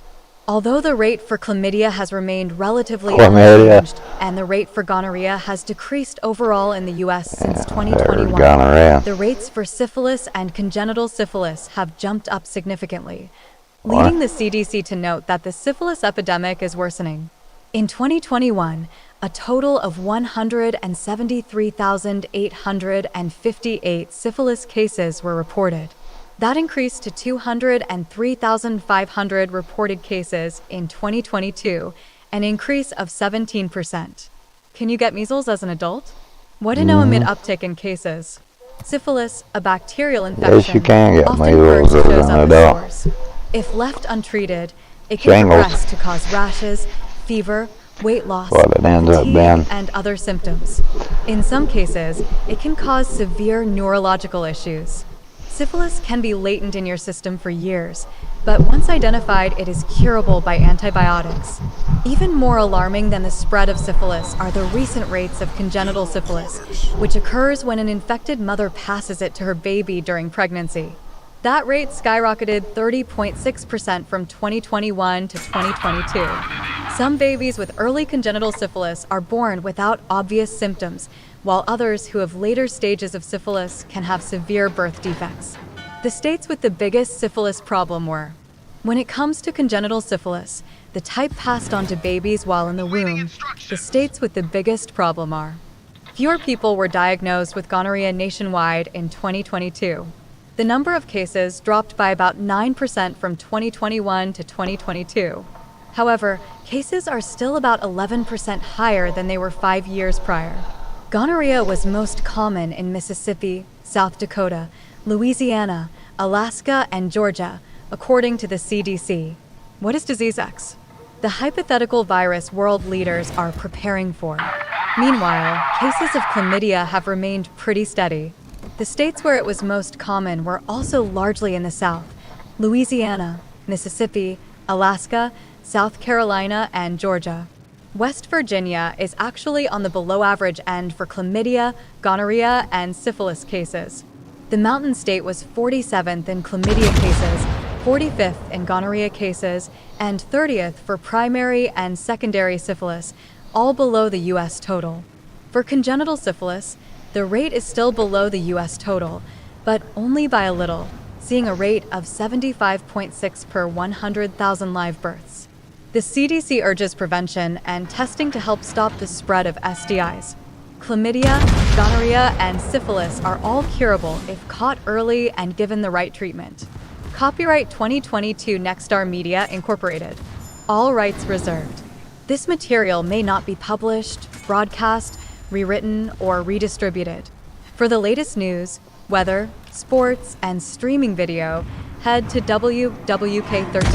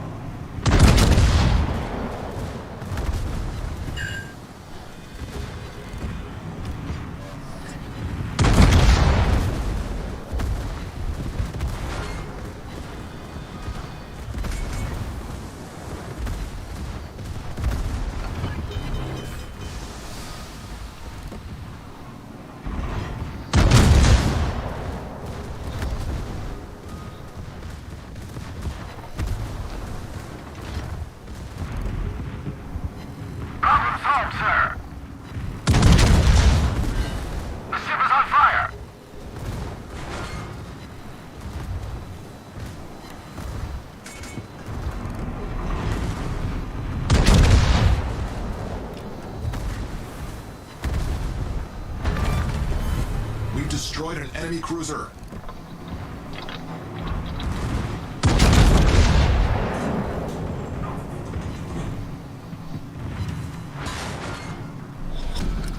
Battle ends in 5 minutes.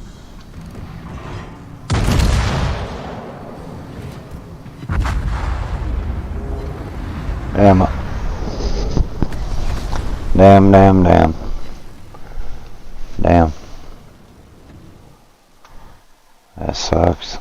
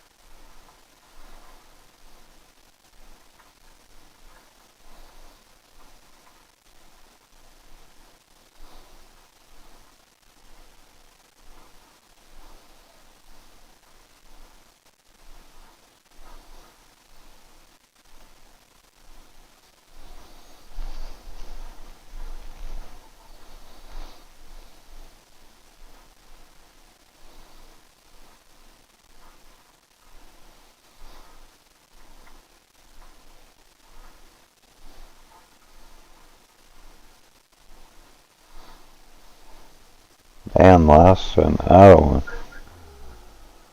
Frick. Damn.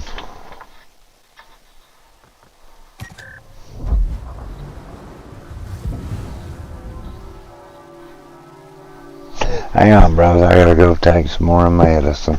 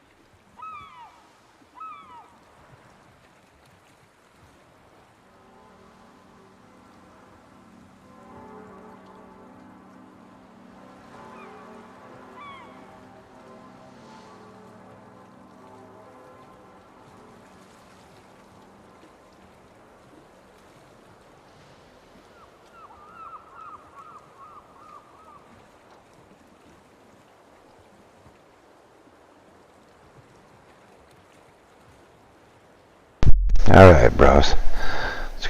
Let's go back to operations and let's see here. We can run to Bismarck through and get hits one.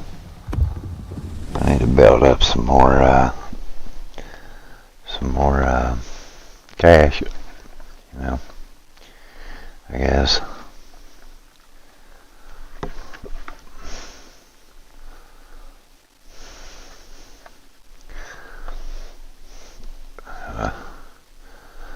We'll do a few things tomorrow too.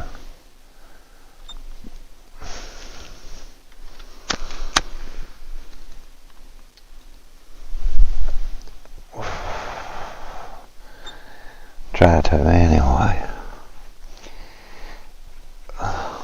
It's supposed to be a lot prettier tomorrow though, so that's good. I think it's supposed to be like in the 50s, and that'd be great.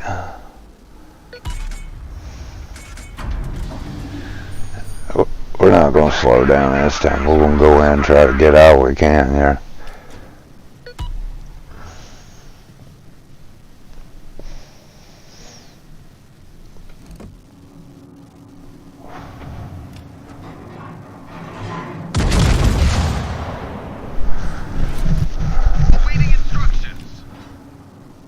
We shot low on that one.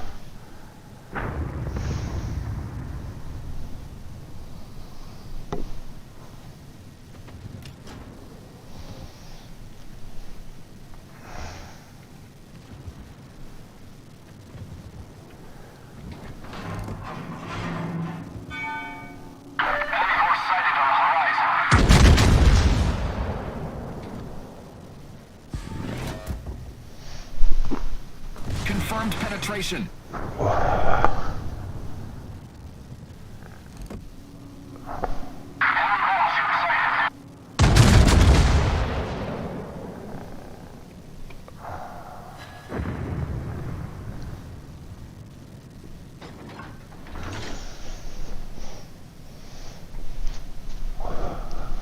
Okay.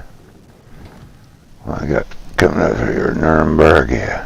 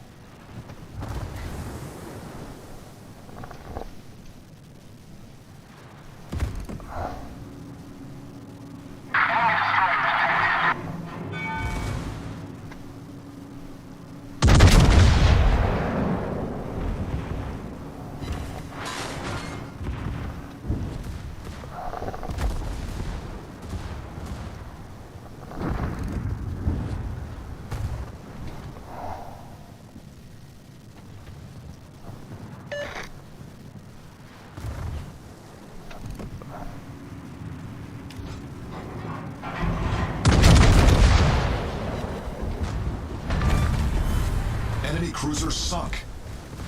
Spotted airborne.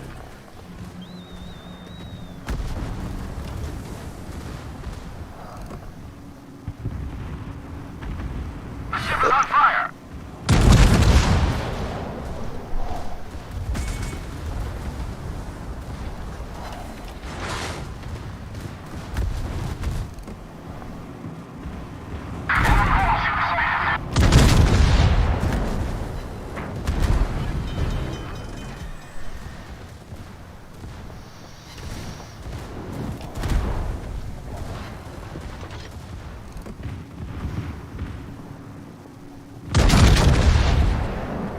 Problem solved, sir. We've destroyed an enemy cruiser.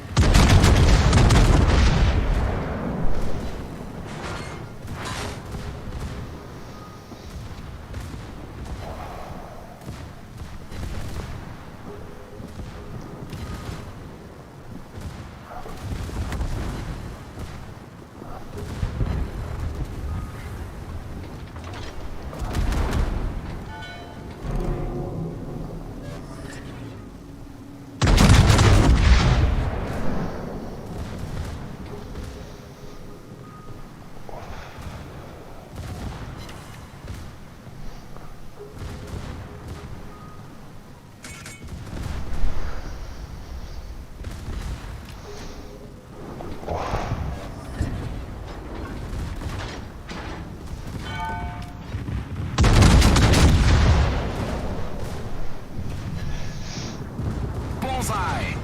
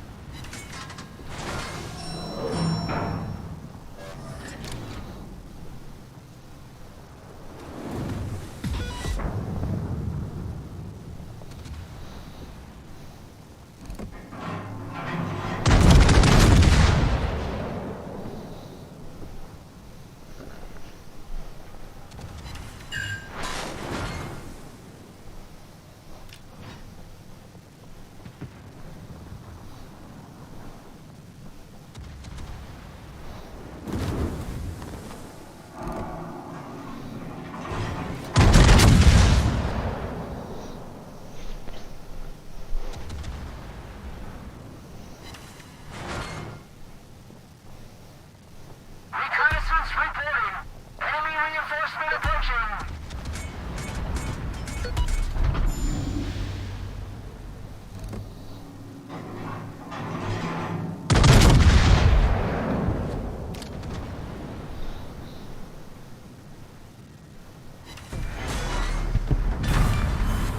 We've destroyed an enemy battleship.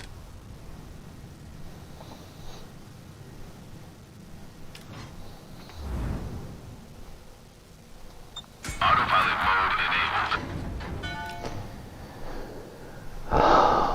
Spotted airborne. Attention. Main task complete. Retreat to the designated area.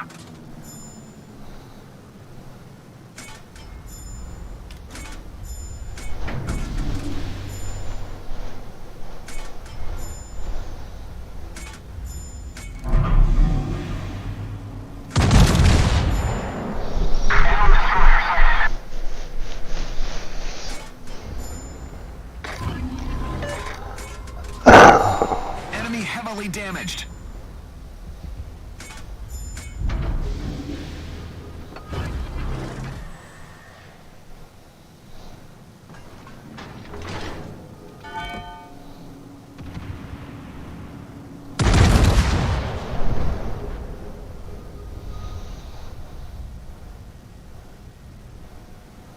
Try to hurry and get up out here before this gets more than we can handle, you know.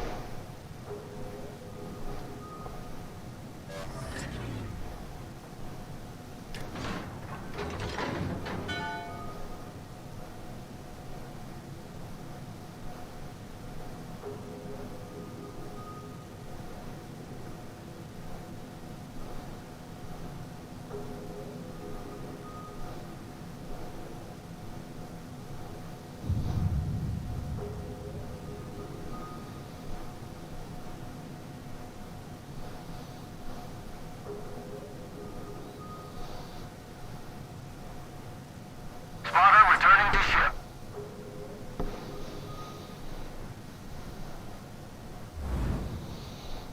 Yeah, I'm on out, dudes. As soon as we can, I'm out of here.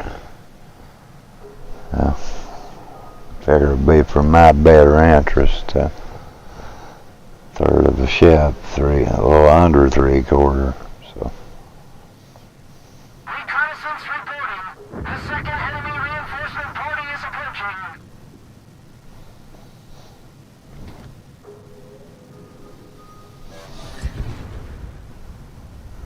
Enemy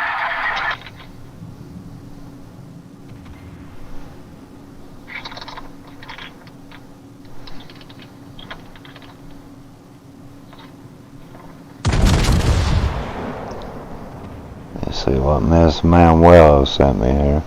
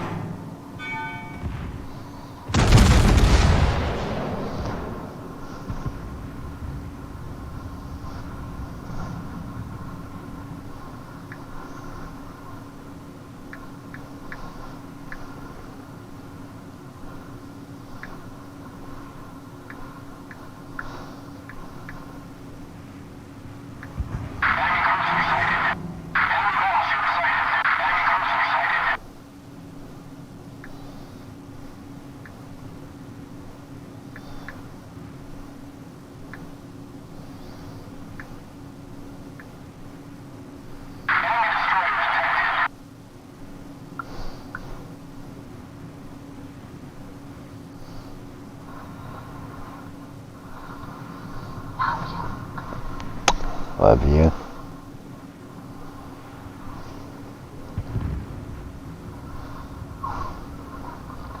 Concentrate fire on the designated target.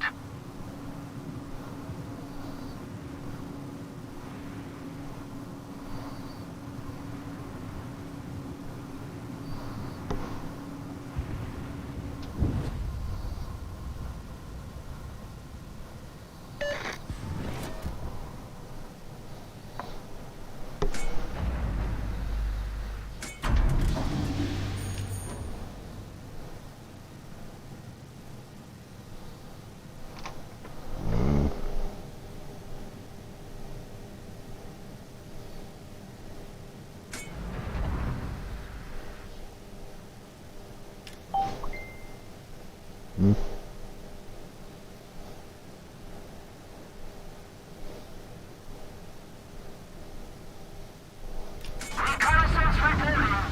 A third enemy reinforcement party is approaching. Destination reached.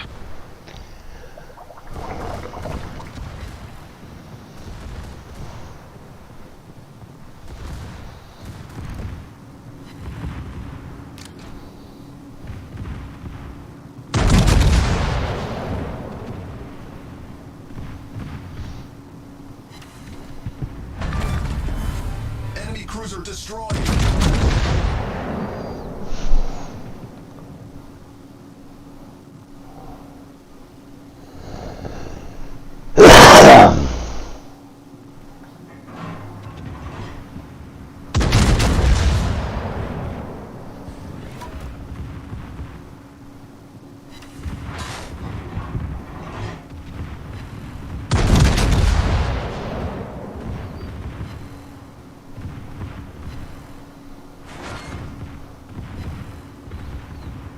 All stations, concentrate fire on the target. Spotted airborne. Affirmative.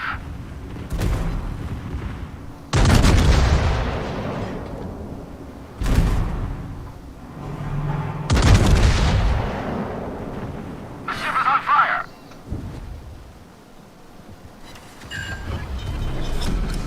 Battle ends in 5 minutes.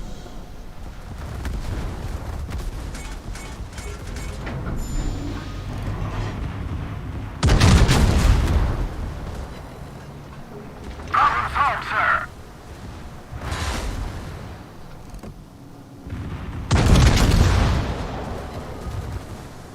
All stations, reporting the position of a strategic target.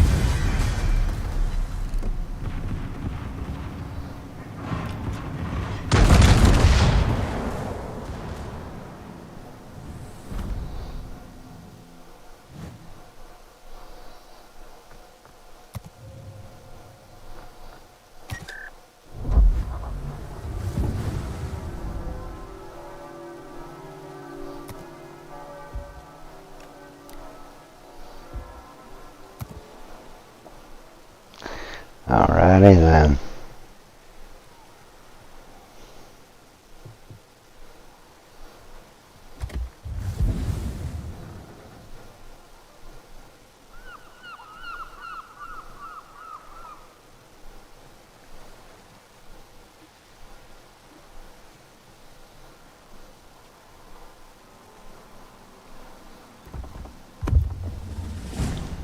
Wait a minute, bros. Wait a minute here. Hang on.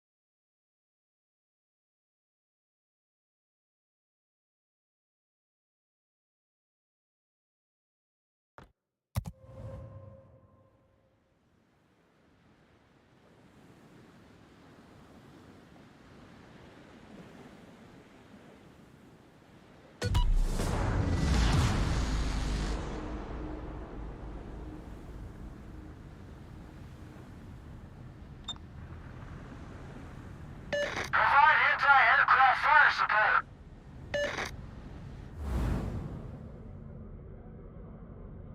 Autopilot mode enabled.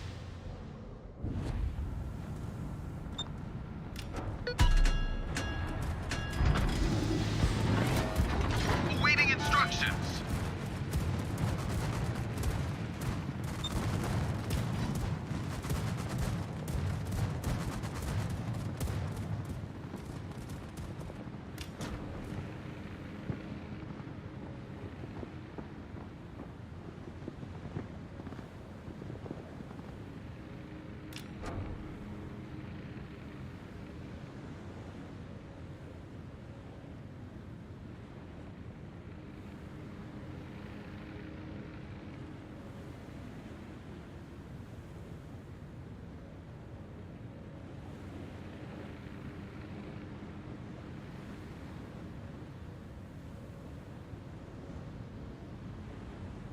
Enemy force detected.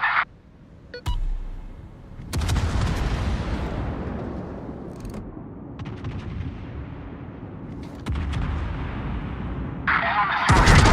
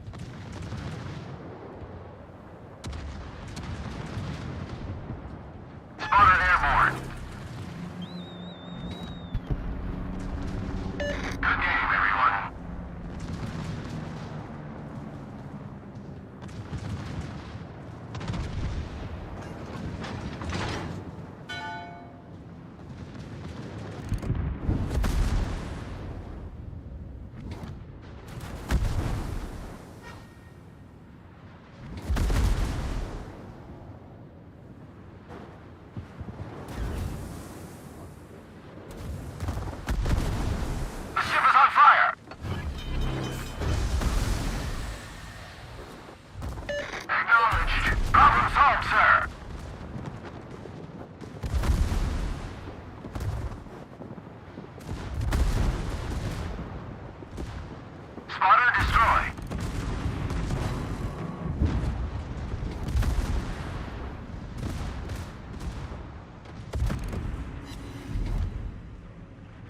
Receiver's on fire.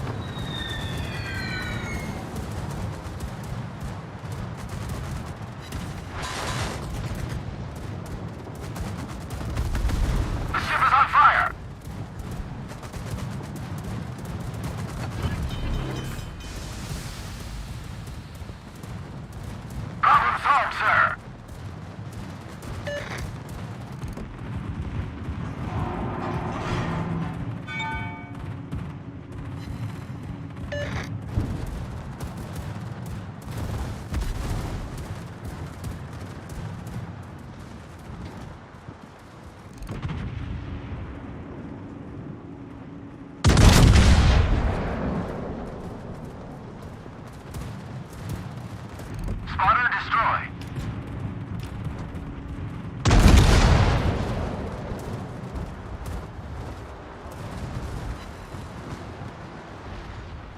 All stations, reporting the position of a strategic target.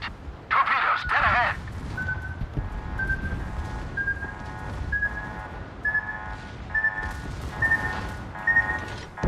We're below the waterline. We're flooding quickly.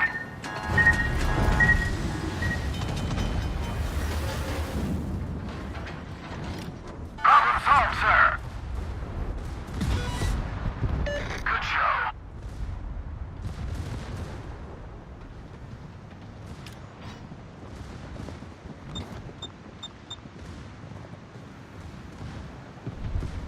All stations, reporting the position of a strategic target. All stations, concentrate fire on the target.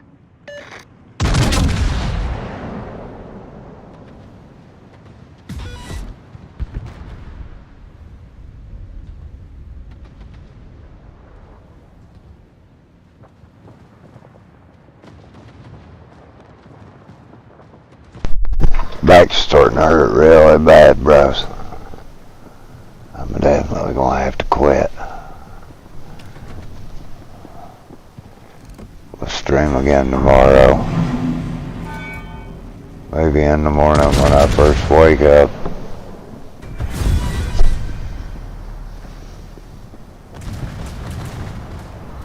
As it does for me, bros. Please like and sub.